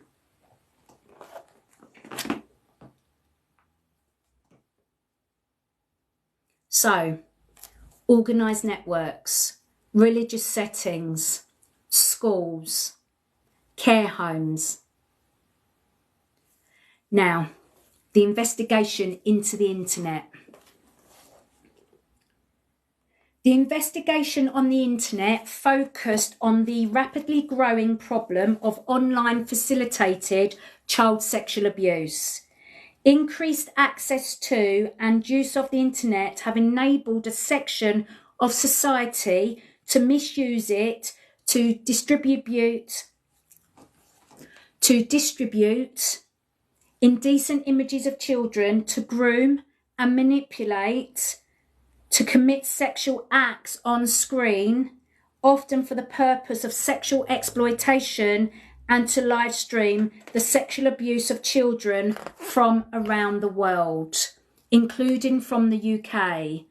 Those affected live in fear that images of them being sexually abused remain available on the internet indefinitely. The harm done to children and their families is incalculable. In particular, there has been a recent significant increase in child sexual exploitation online, including live streaming appalling abuse.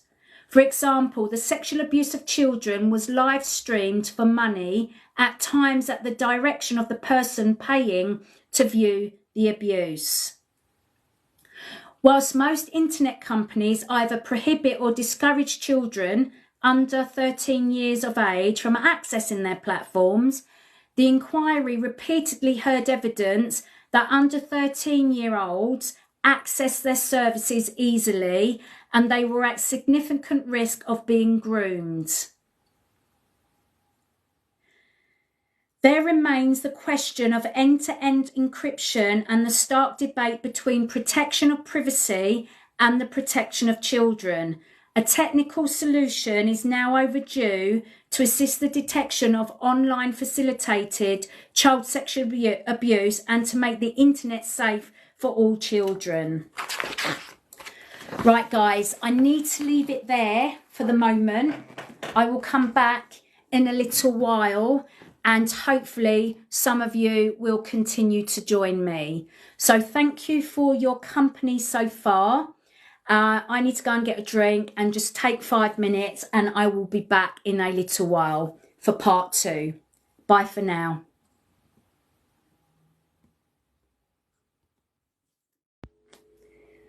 Hi everyone, Chris Tuck here, survivorsofabuse.org.uk.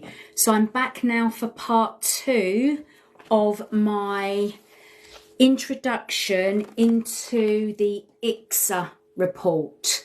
The report of the independent inquiry into child sexual abuse that was published in October 2022, and I am reigniting people's awareness about this report and why it's important as we come up to the 1st year anniversary of us publishing the report. So I have just shared in part 1 the reason why the inquiry came about, and I have been reading from the executive summary of the report. And just to reiterate, this is not misinformation. This is actual, factual information that is in print. It sits with the British government. It's about child sexual abuse within England and Wales. It's about the failures of institutions in dealing with child sexual abuse. So far, the report has spoken about child sexual abuse within institutions, care homes, schools, religious settings, organised networks we've covered, and we have covered online abuse, and now we are going to look at some more investigations, public hearings into children outside of the United Kingdom and Westminster. So bear with me. The investigation of the experiences of child sexual abuse by children outside of the United Kingdom started with an examination of child migration programmes. Over a period of many years before and after the Second World War, successive UK governments allowed children to be removed from their families, care homes and foster care in England and in Wales to be sent to institutions and families abroad without their parents. After the war, around 4,000 children were migrated mainly to Australia. The children lived in many settings characterised by physical and emotional abuse and neglect, as well as sexual abuse. The treatment of many of these children was akin to torture and had lifelong consequences. When they tried to report their experiences, the children were disbelieved and intimidated, often with violence. Some were lied to about their family background and even about whether their parents were alive or dead. While a number of organisations participated in child migration programmes, it was the overwhelming conclusion of the inquiry that after the Second World War, the UK government were primarily to blame for the continued existence of the programme. It was a deeply flawed policy that caused lifelong damage to many children, and immediate financial redress was required for surviving child migrants. In phase 2 of the IICSA investigation, the inquiry also examined the sexual abuse of children by UK nationals and residents outside of the UK. The full scale of this offending was unknown, but was undoubtedly extensive. Moreover, the sexual abuse of children abroad does not have to take place abroad. In 2018, the National Crime Agency estimated that 80,000 people in the UK could pose a threat to children online, increasingly through live streaming. The inquiry was concerned by the underuse of civil orders, which can be used to restrict foreign travel. In addition, when these orders are made, they can be circumvented by travelling to the restricted country via another route. The powers to prosecute offenders in England and Wales for child sexual abuse offences committed abroad are now set out in Section 72 of the Sexual Offences Act 2003. There have been a small number of prosecutions under this section, but more needs to be done to raise awareness of these powers in police forces. Increased cooperation between law enforcement agencies internationally depends on raising the number of international liaison officers to work with partners in high-risk countries. The operation of the Disclosure and Barring Service, DBS, caused some concern for employers in England and Wales, who were required to obtain a DBS certificate when seeking to engage staff to work with children overseas. Institutions based overseas cannot request a DBS check and must rely on international child protection certificates. There were some discrepancies between the two certificates, and the system as a whole was confusing and capable of exploitation by offenders.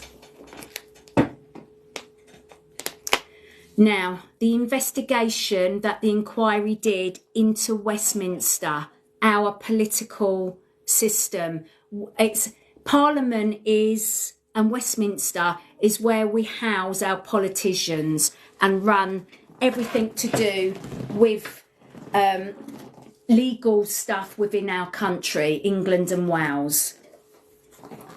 The Westminster investigation concerned institutional responses to allegations of child sexual abuse and exploitation involving people of public prominence who were associated with Westminster.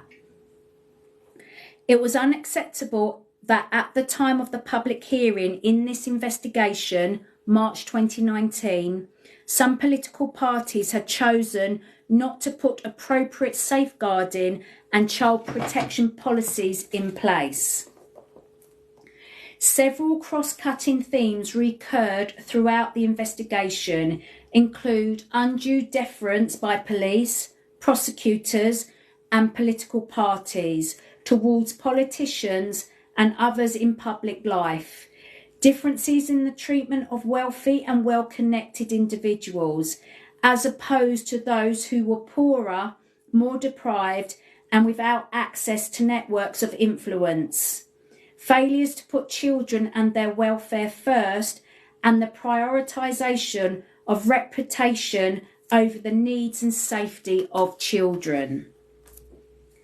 Political parties showed themselves to be more concerned about political fallout than safeguarding, and in cases in the past, the honours system prioritised reputation and discretion in making awards with little or no regard for victims of nominated persons. So again, guys, we've got this continual reputation before protection, cover-ups, complicitness. Political parties showed themselves to be more concerned about political fallout. There was ample evidence that individual perpetrators of child sexual abuse were linked to Westminster, but despite some assertions to the contrary, there was no evidence of an organised Westminster paedophile network. Now, I'm just reading facts from the perspective of this report. There are many that still believe that there is a Westminster paedophile network. In this live, I'm not speaking to that. The investigation concerning institutional responses to allegations involving the late Lord Janner of Braunstone QC focused on the institutional responses to allegations of child sexual abuse in circumstances where there had been no conviction or judicial finding of fact that the alleged abuse occurred.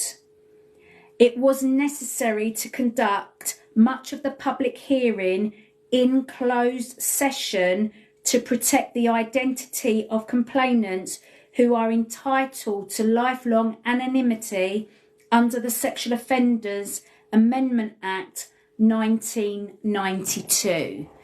Now, there are many victims and survivors and supporters who wanted to see a public hearing into late Lord Janner of Braunstone QC. But because of that lifelong anonymity of victim and survivors, that couldn't happen. You will often find where there is a powerful person of influence that have got lots of money to potentially silence victim and survivors, you will find that those victim and survivors are reticent to come forwards in the first place and are reticent to actually waive their anonymity to protect themselves. So this is the situation that we had here. In 2 of the 3 police investigations into the allegations made by complainants, there were failures in the way Leicestershire Police investigated the allegations, and despite some isolated efforts by police officers to remedy the position, the complainants were not given sympathetic treatment. However, the inquiry found no evidence that the police were unduly influenced or placed under improper pressure not to pursue the allegations. In Operation Magnolia 2000 to 2001, statements containing 2 complainants' allegations relating to Lord Janner were not provided by Leicestershire Police to the Crown Prosecution Service when they should have been. This was a significant and unjustifiable failing. There was also strong suspicion that children in local authority care were not to be trusted, and so complainants were ignored. In Operation Dauntless 2006 to 2007, there appeared to be a reluctance to progress the police investigation, and the Crown Prosecution Service advice about this operation lacked detail and was strategically flawed. More generally, Leicestershire County Council accepted that during the 1970s and 1980s, it failed to take children's concerns about physical and sexual abuse seriously and admitted that its responses were inadequate. So that was the investigation into Westminster. This is the investigation now into children in custodial institutions. Now, children in custodial institutions are some of the most vulnerable in society. At the time of the public hearing in July 2018, there were around 900 children detained by the criminal justice system in either a Young Offenders Institute, known as a YOI, a secure training centre, known as an STC, or a secure children's home, known as a SCH. This investigation concentrated on the period from 2009 to 2017, at the start of which over 3,000 children were in custody. Many of these children were engaged in regular offending, including violence and sexual abuse.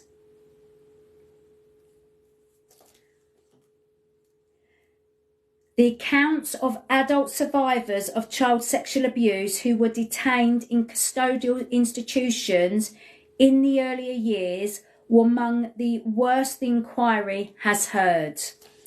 Recent inspection reports from Ofsted and HM Inspectorate of Prisons raised serious concerns about the safety of children in several units in the custodial estate.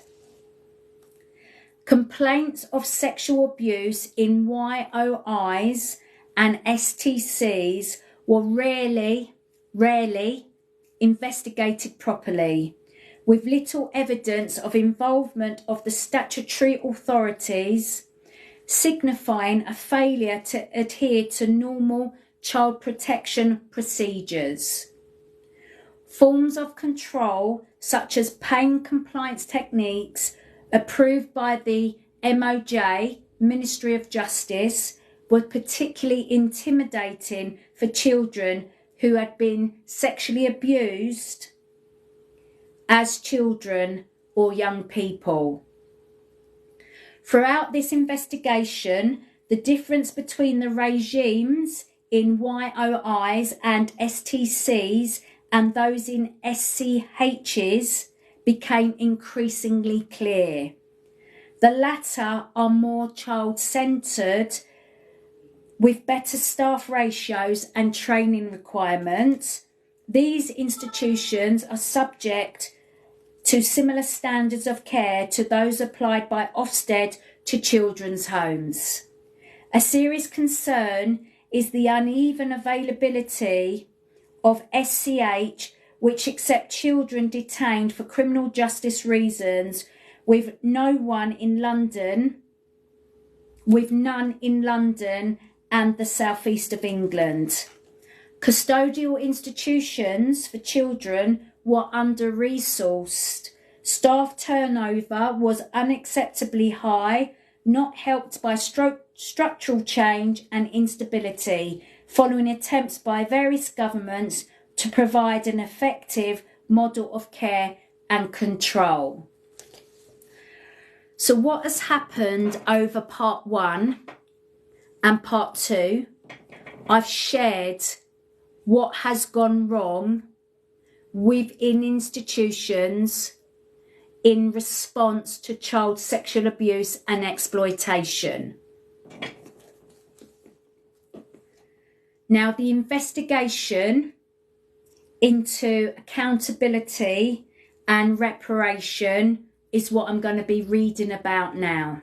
The accountability and reparation investigation heard that many victims who sought reparations for child sexual abuse found the experience of the legal processes involved was sometimes hostile, baffling, frustrating, and futile.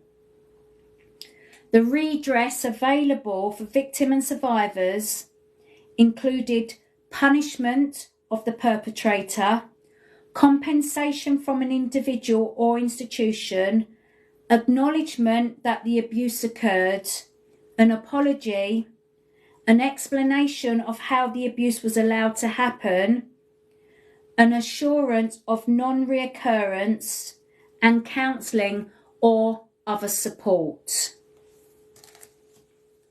In the criminal justice system, a report to the police may lead to prosecution, conviction, and imprisonment of the perpetrator, and a compensation order being made.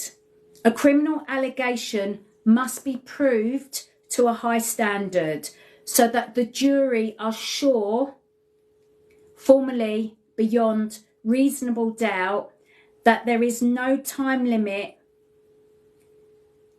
for the complaint to be made. A criminal injuries compensation authority award may be sought.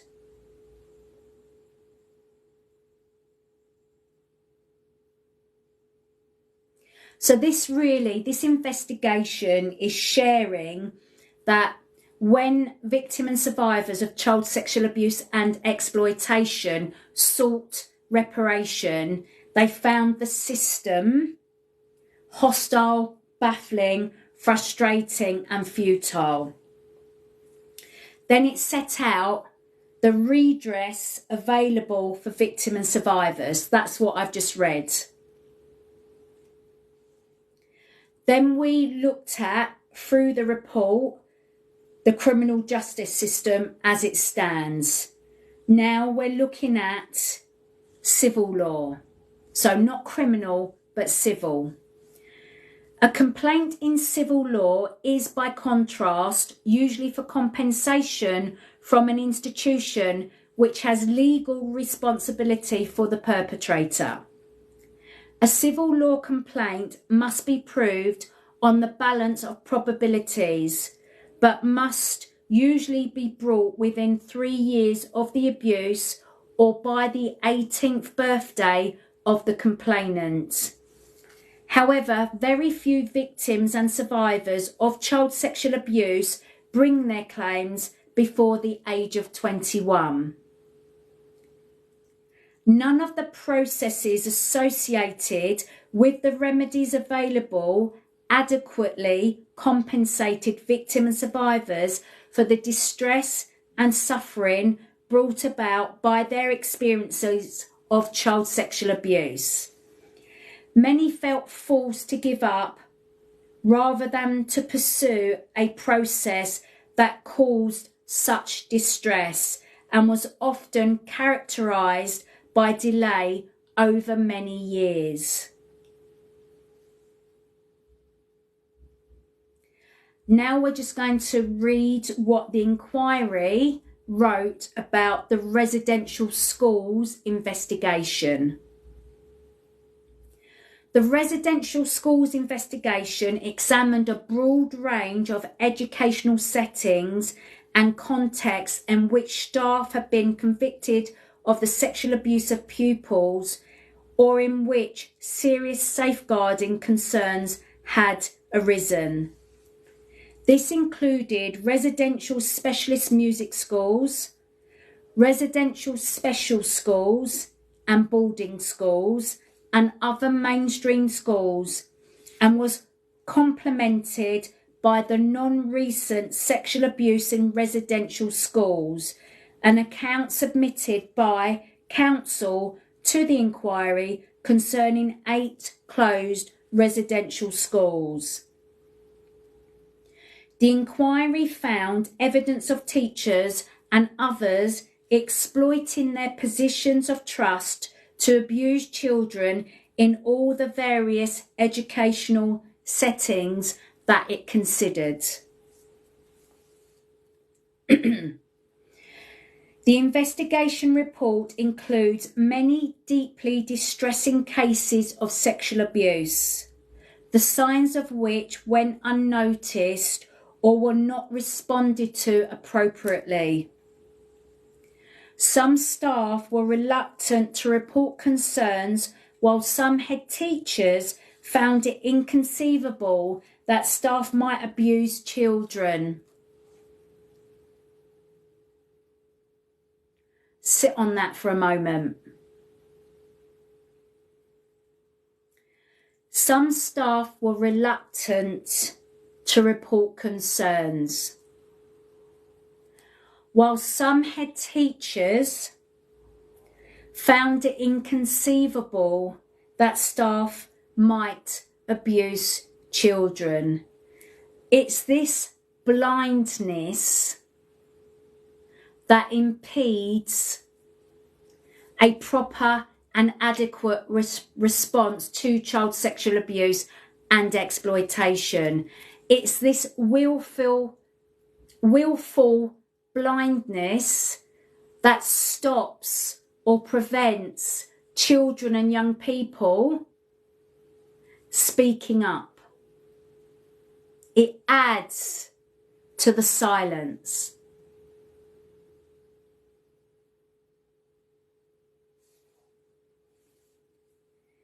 In the specialist music schools examined, the reputation of both the musicians and the schools were often seen as more important than the victims and potential victims when allegations were made or concerns were raised. Here we go again. Reputation before protection. The response was similar when concerns were raised about well-liked and generally respected members of staff in other school contexts in both the independent and state sectors. Well-liked, generally respected members.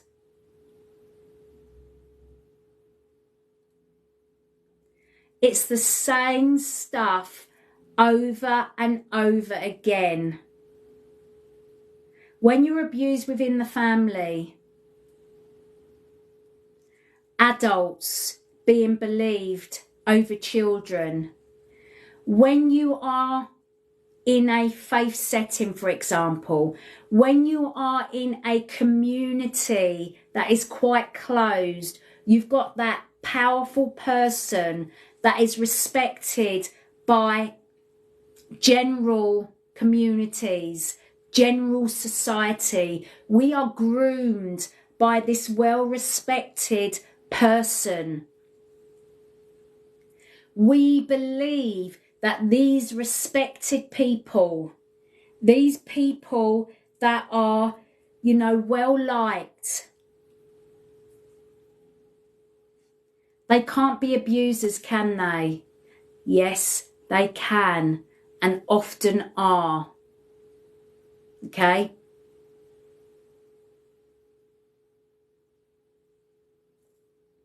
Let me continue. Despite 20 years of enhanced focus on safeguarding, schools are not as safe for children as they should be. And children's interests do not always come first when allegations or concerns of child sexual abuse arise. The inquiry identified many shortcomings in current systems of protection, regulation, oversight and enforcement, including the scope and practical operation of the DBS system, workforce regulation, inspection systems and standards.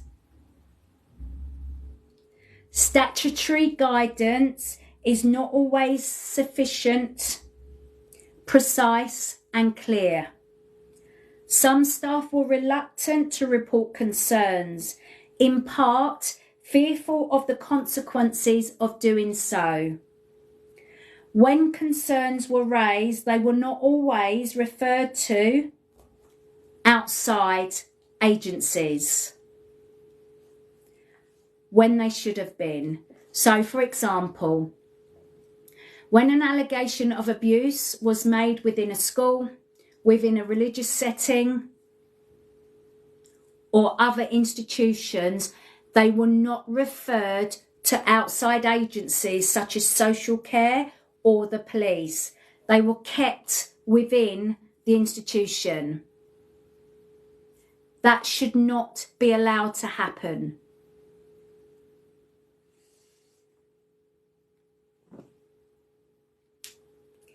Where the threshold for a formal referral was not met, there was confusion regarding what, if, and what further steps should be taken and by whom.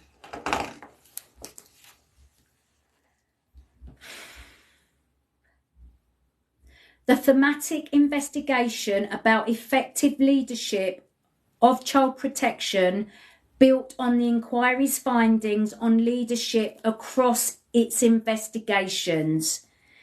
There was a mixed picture in many institutions.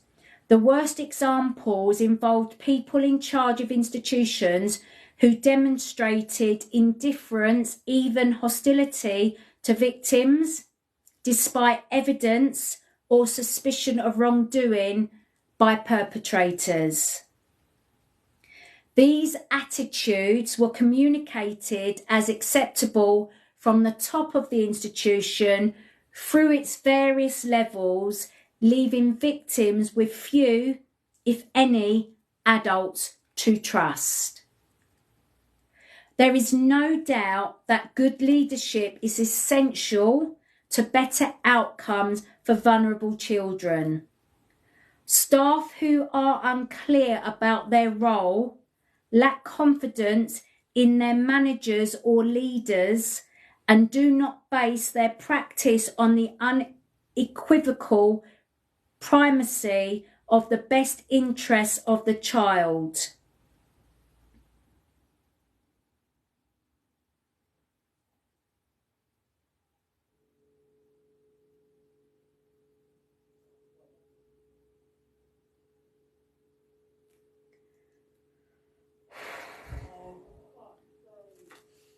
The public hearing identified several important dimensions to good leadership practice.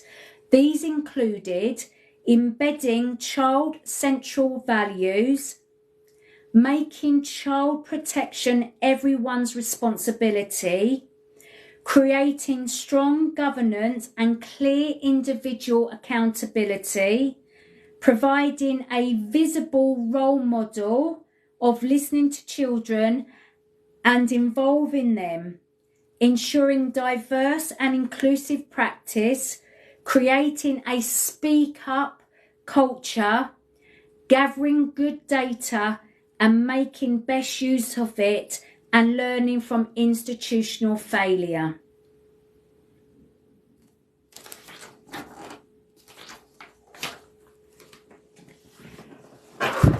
Wow. Bear with me, guys. Any comments, please put them down below.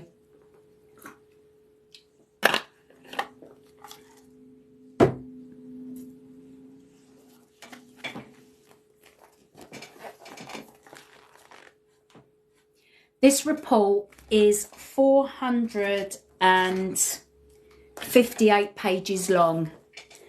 You can download your own copy from www.IICSA.org.uk.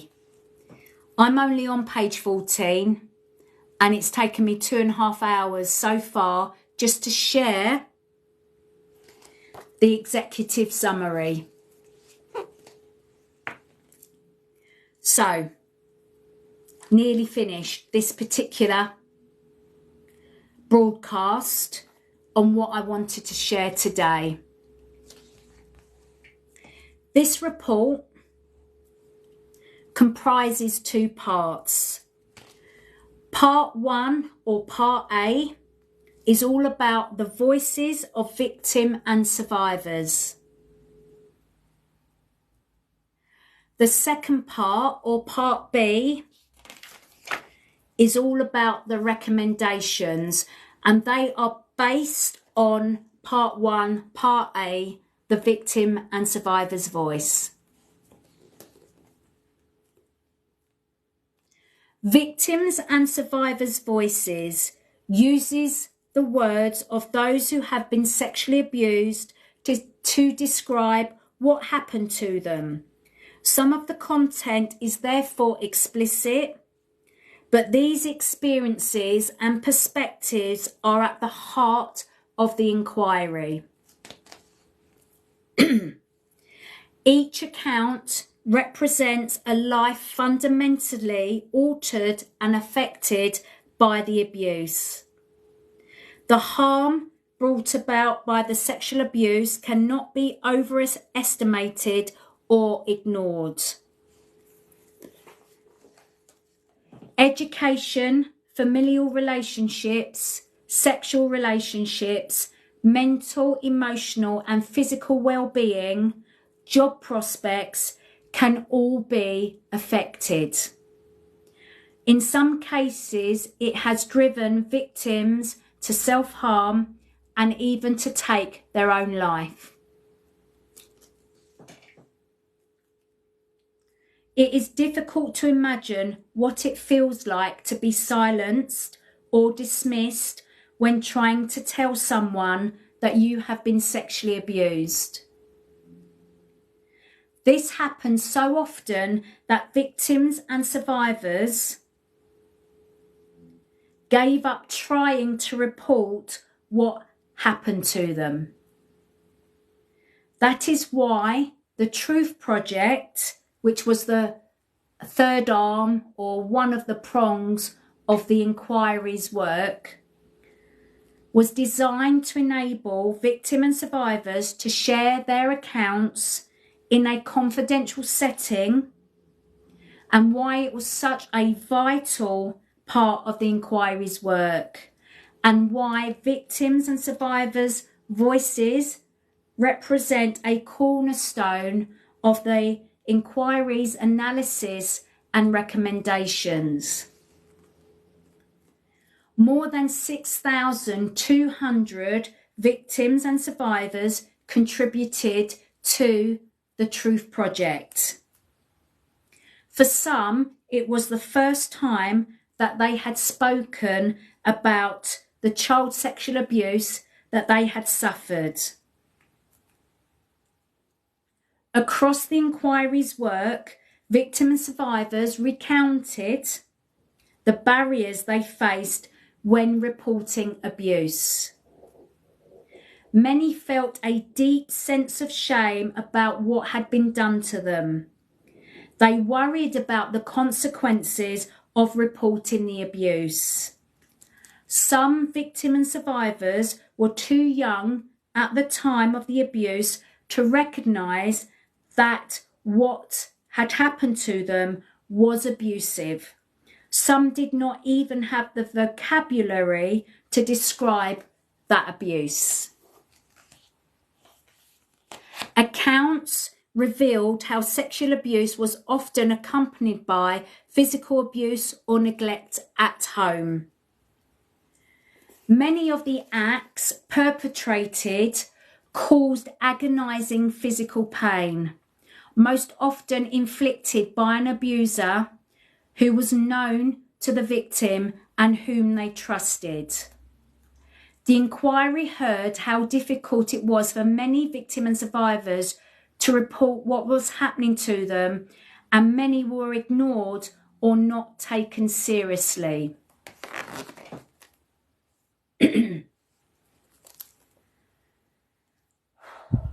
Reading this, even though I know its contents, is really harrowing. It is impacting my chest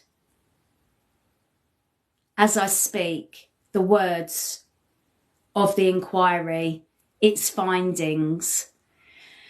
I can actually feel a tightness in my chest because as a victim and survivor myself, and being part of the Victim and Survivors Consultative Panel to this inquiry, and knowing many victims and survivors who took part in this inquiry, it's important for me to give voice to this.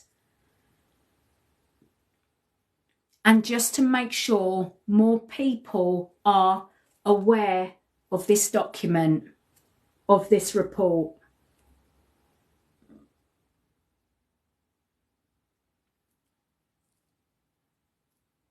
Many victims and survivors who contributed to the inquiry's work were motivated to share their accounts, their lived experiences, guys, in order to try to help prevent other children being abused.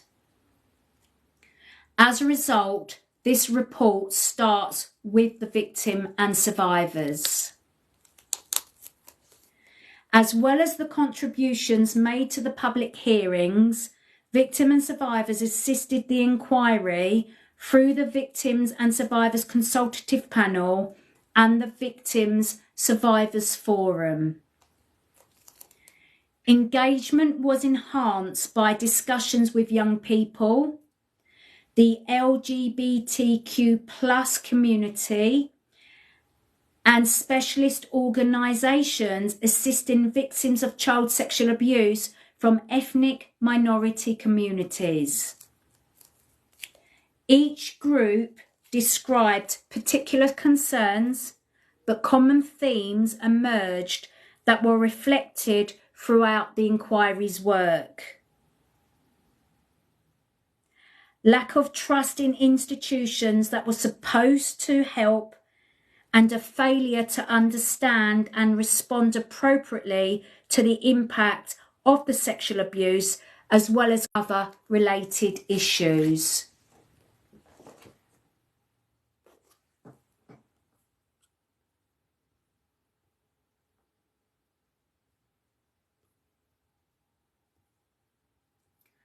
So I'm just looking at some comments, and Elot, I'm not sure what your question is.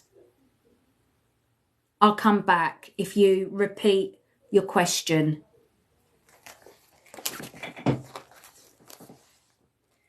So part B, or part 2 of this report, which I will read out over coming weeks, days, months, is the inquiry's recommendation for change. The inquiry's conclusions and recommendations for change is derived from the evidence that was heard at the public hearings, the accounts given to the Truth Project, and the work conducted by the inquiry's research programme. It considers the institutional response to child sexual abuse allegations by examining the various ways in which institutions and organisations protect children and investigate and respond to child sexual abuse.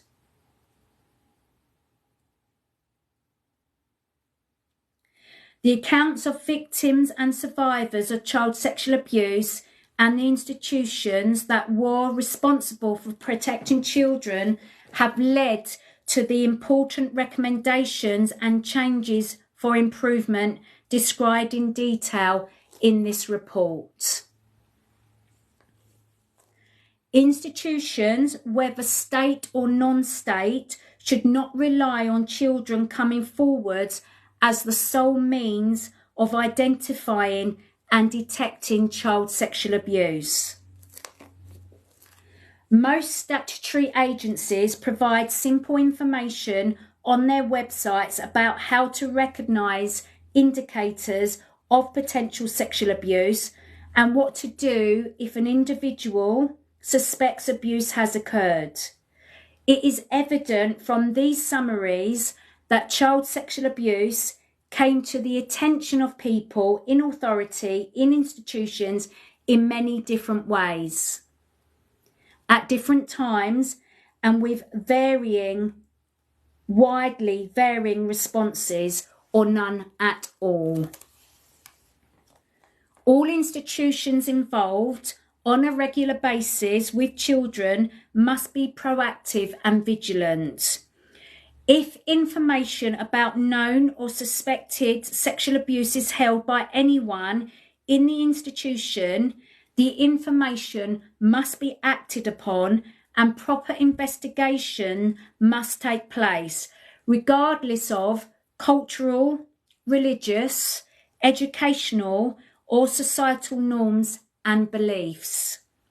There should be no exceptions in this requirement.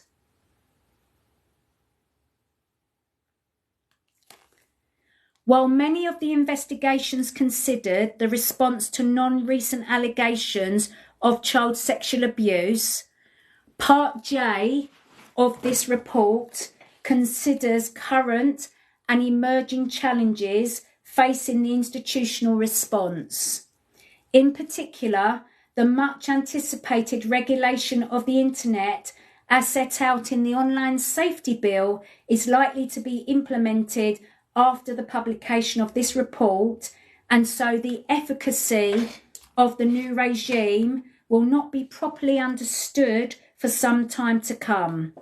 Nonetheless, the inquiry welcomes the introduction of both Ofcom as the online safety regulator and the interim code of practice on online child sexual exploitation and abuse.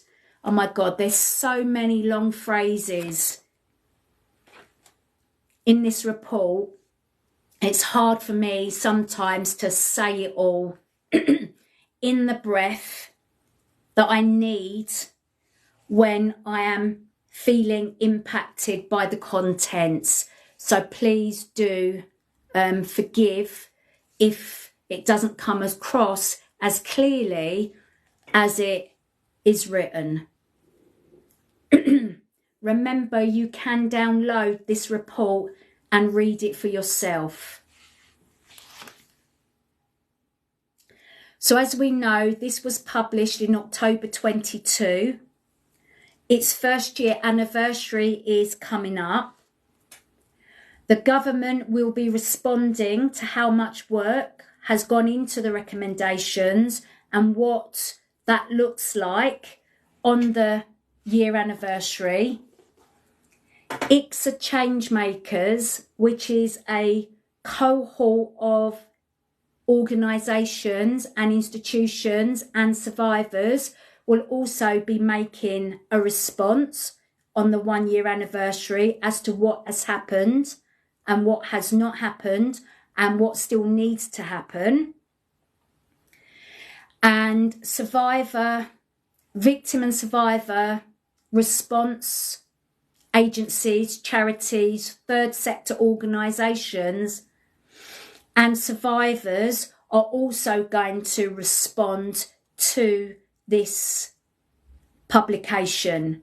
What has been done, what has not been done, what needs to happen.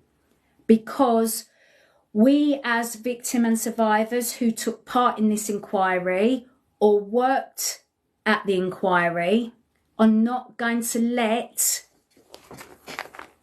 this gather dust, sit on a shelf and not be acted upon. That's where most inquiries end. They end with a report. But the actual action, the accountability of implementing recommendations doesn't often get followed up on. But we are making sure that these recommendations are acted upon. We are holding the government to account in many different ways. And one of the ways that I am holding the government to account and the institutions to account and society to account is by bringing awareness to this report and what it actually says through my lives.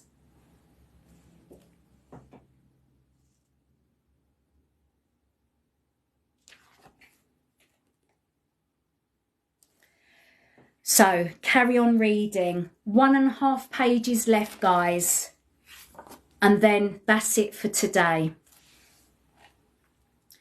Child protection must be given the priority it deserves and needs.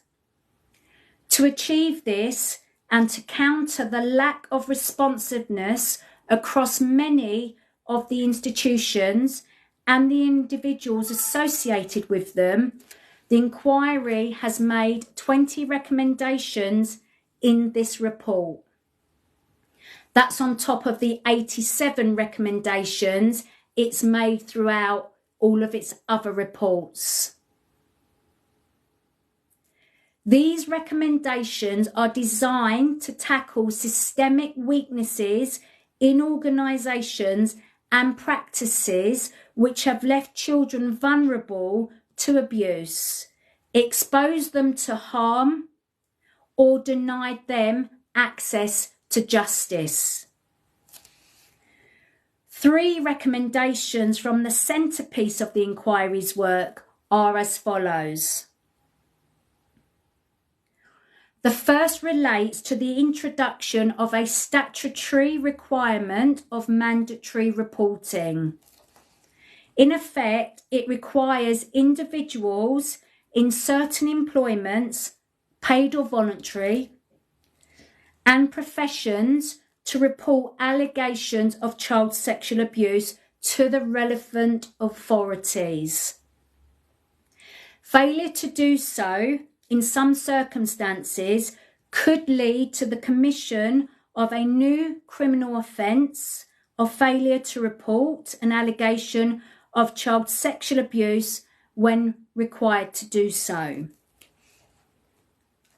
So mandatory reporting, MR, has been given,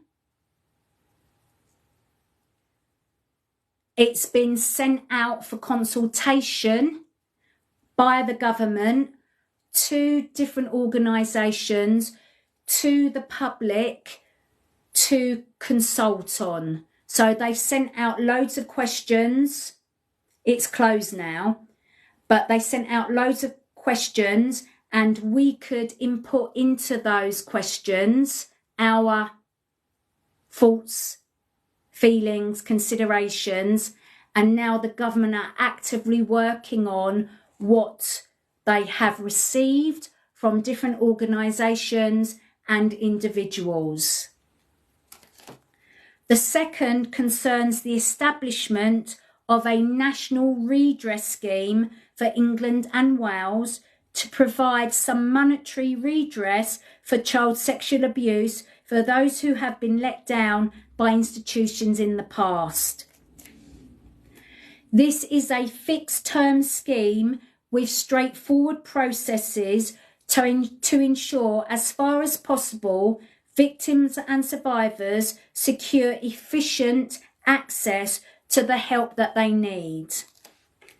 The redress scheme is not a substitute for criminal or civil justice systems, and it does not replace the Criminal Injuries Compensations Authority.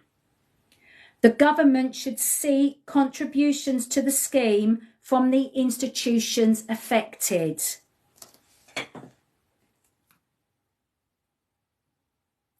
The third recommendation is intended to secure the long-term spotlight on child sexual abuse through the creation of a Child Protection Agency in England and Wales, CPA for short.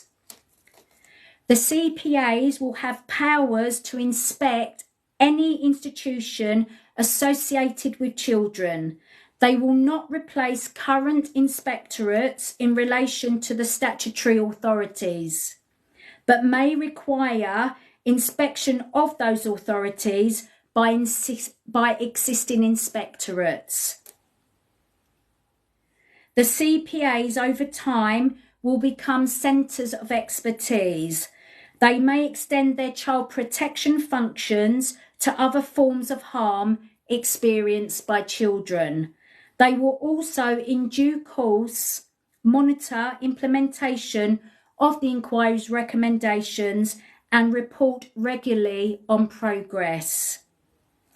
So they're the three main recommendations made in this final report, but they are part of a package of 20 recommendations. One recommendation should not be plucked out of the 20 and be implemented and all of the others ignored. It's really important that all 20 recommendations as a package are taken on board by the government so that child sexual abuse and exploitation in all its forms are responded to appropriately, adequately. That was always the intention of the IICSA recommendations. Now, to date, the government are not implementing a child protection authority or appointing one minister to oversee the work of the Child Protection Agency and to give it importance in the political sphere that it needs. So that is why I'm coming on here to share with you why we need the CPA, why we need the minister, and why we need to lobby the government to reconsider what is going on, what they are actually implementing. So at the moment, to give the government a pat on the back or to give them, a little bit of a well done, they are looking at mandatory reporting, redress, and support services. They're looking at those three things. They are massive things in their own right. However, it's the package of recommendations that will change culture, that will overhaul a broken system when it comes to dealing with child sexual abuse and exploitation in a way that really will overhaul the whole system. So, the three main recommendations: mandatory reporting, a national redress scheme, and a child protection authority.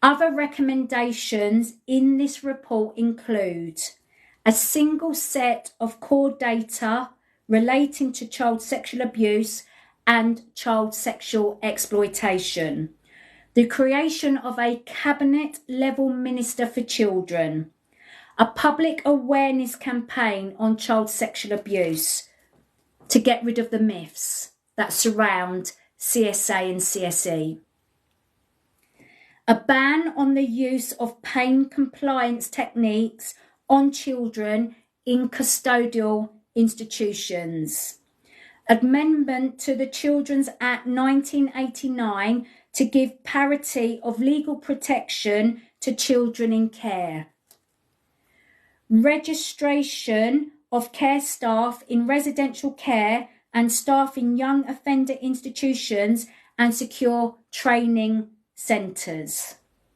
improve compliance with statutory duties to inform the disclosure and barring service about individuals who may pose a risk of harm to children, extending the disclosure regime to those working with children overseas, extended use of the barred list of people unsuitable for work with children, more robust age verification requirements for the use of online platforms and services.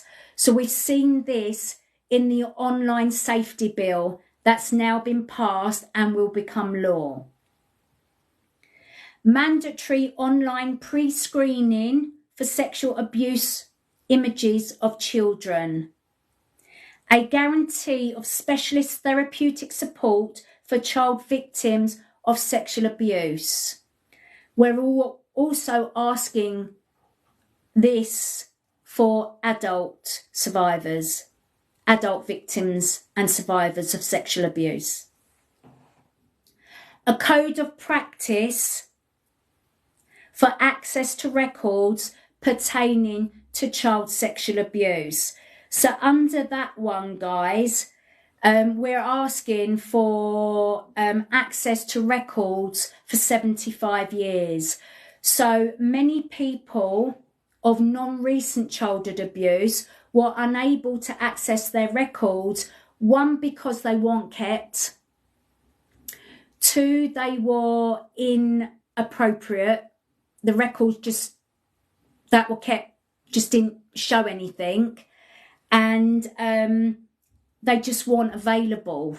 So people, even though they had spoken up to schools, spoken to social services, had reported to the police, their records were just not available anymore. So getting access through the criminal justice system was just not available to them because of the access to records.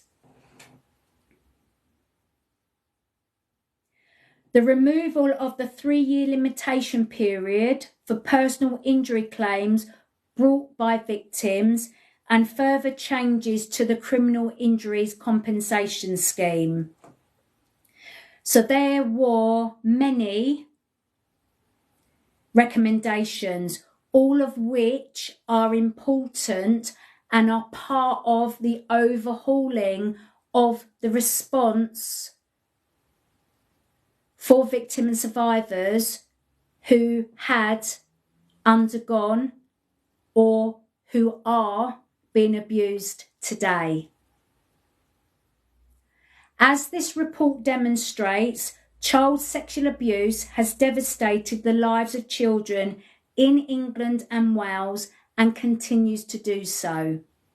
The protection of children from these crimes requires an uncompromising commitment to the swift implementation of all of the inquiry's recommendations. The inquiry expects the UK government, the Welsh government, and specified institutions to act upon the inquiry's recommendations promptly and publish details of all of the steps that they have taken within 6 months of the publication of this report. So, I've only read the first 16 pages to you, but it's set out why we need change and why the recommendations are needed based on the evidence that the inquiry heard from the public hearings, from the Truth Project, and from the research project. It is coming up to the 1-year anniversary of the publication of this report. The government did respond in May, but the response that they have made so far is not good enough. We thank them for all of the work that they have done so far. However, we need a CPA. We need a minister. We need a single core set of data. We need all of the other recommendations to be implemented as a package. So please follow me. Please like and share anything that I put out there on this subject, because it will help raise awareness and it will keep institutions and the government on its toes to make sure that we respond differently to CSA and CSC and better protect children from child sexual abuse and exploitation. If you have a question, if you want to have conversations about anything that I've shared, my email address is sobbtc@outlook.com. I've got to go now, guys. I need some downtime from all of this. As I said, I will be coming back to you, sharing more lives across all my platforms in the coming days, weeks and months. And if anything I've said has resonated with you and or triggered you, I'm sorry if I have triggered you, because that is not what this is about.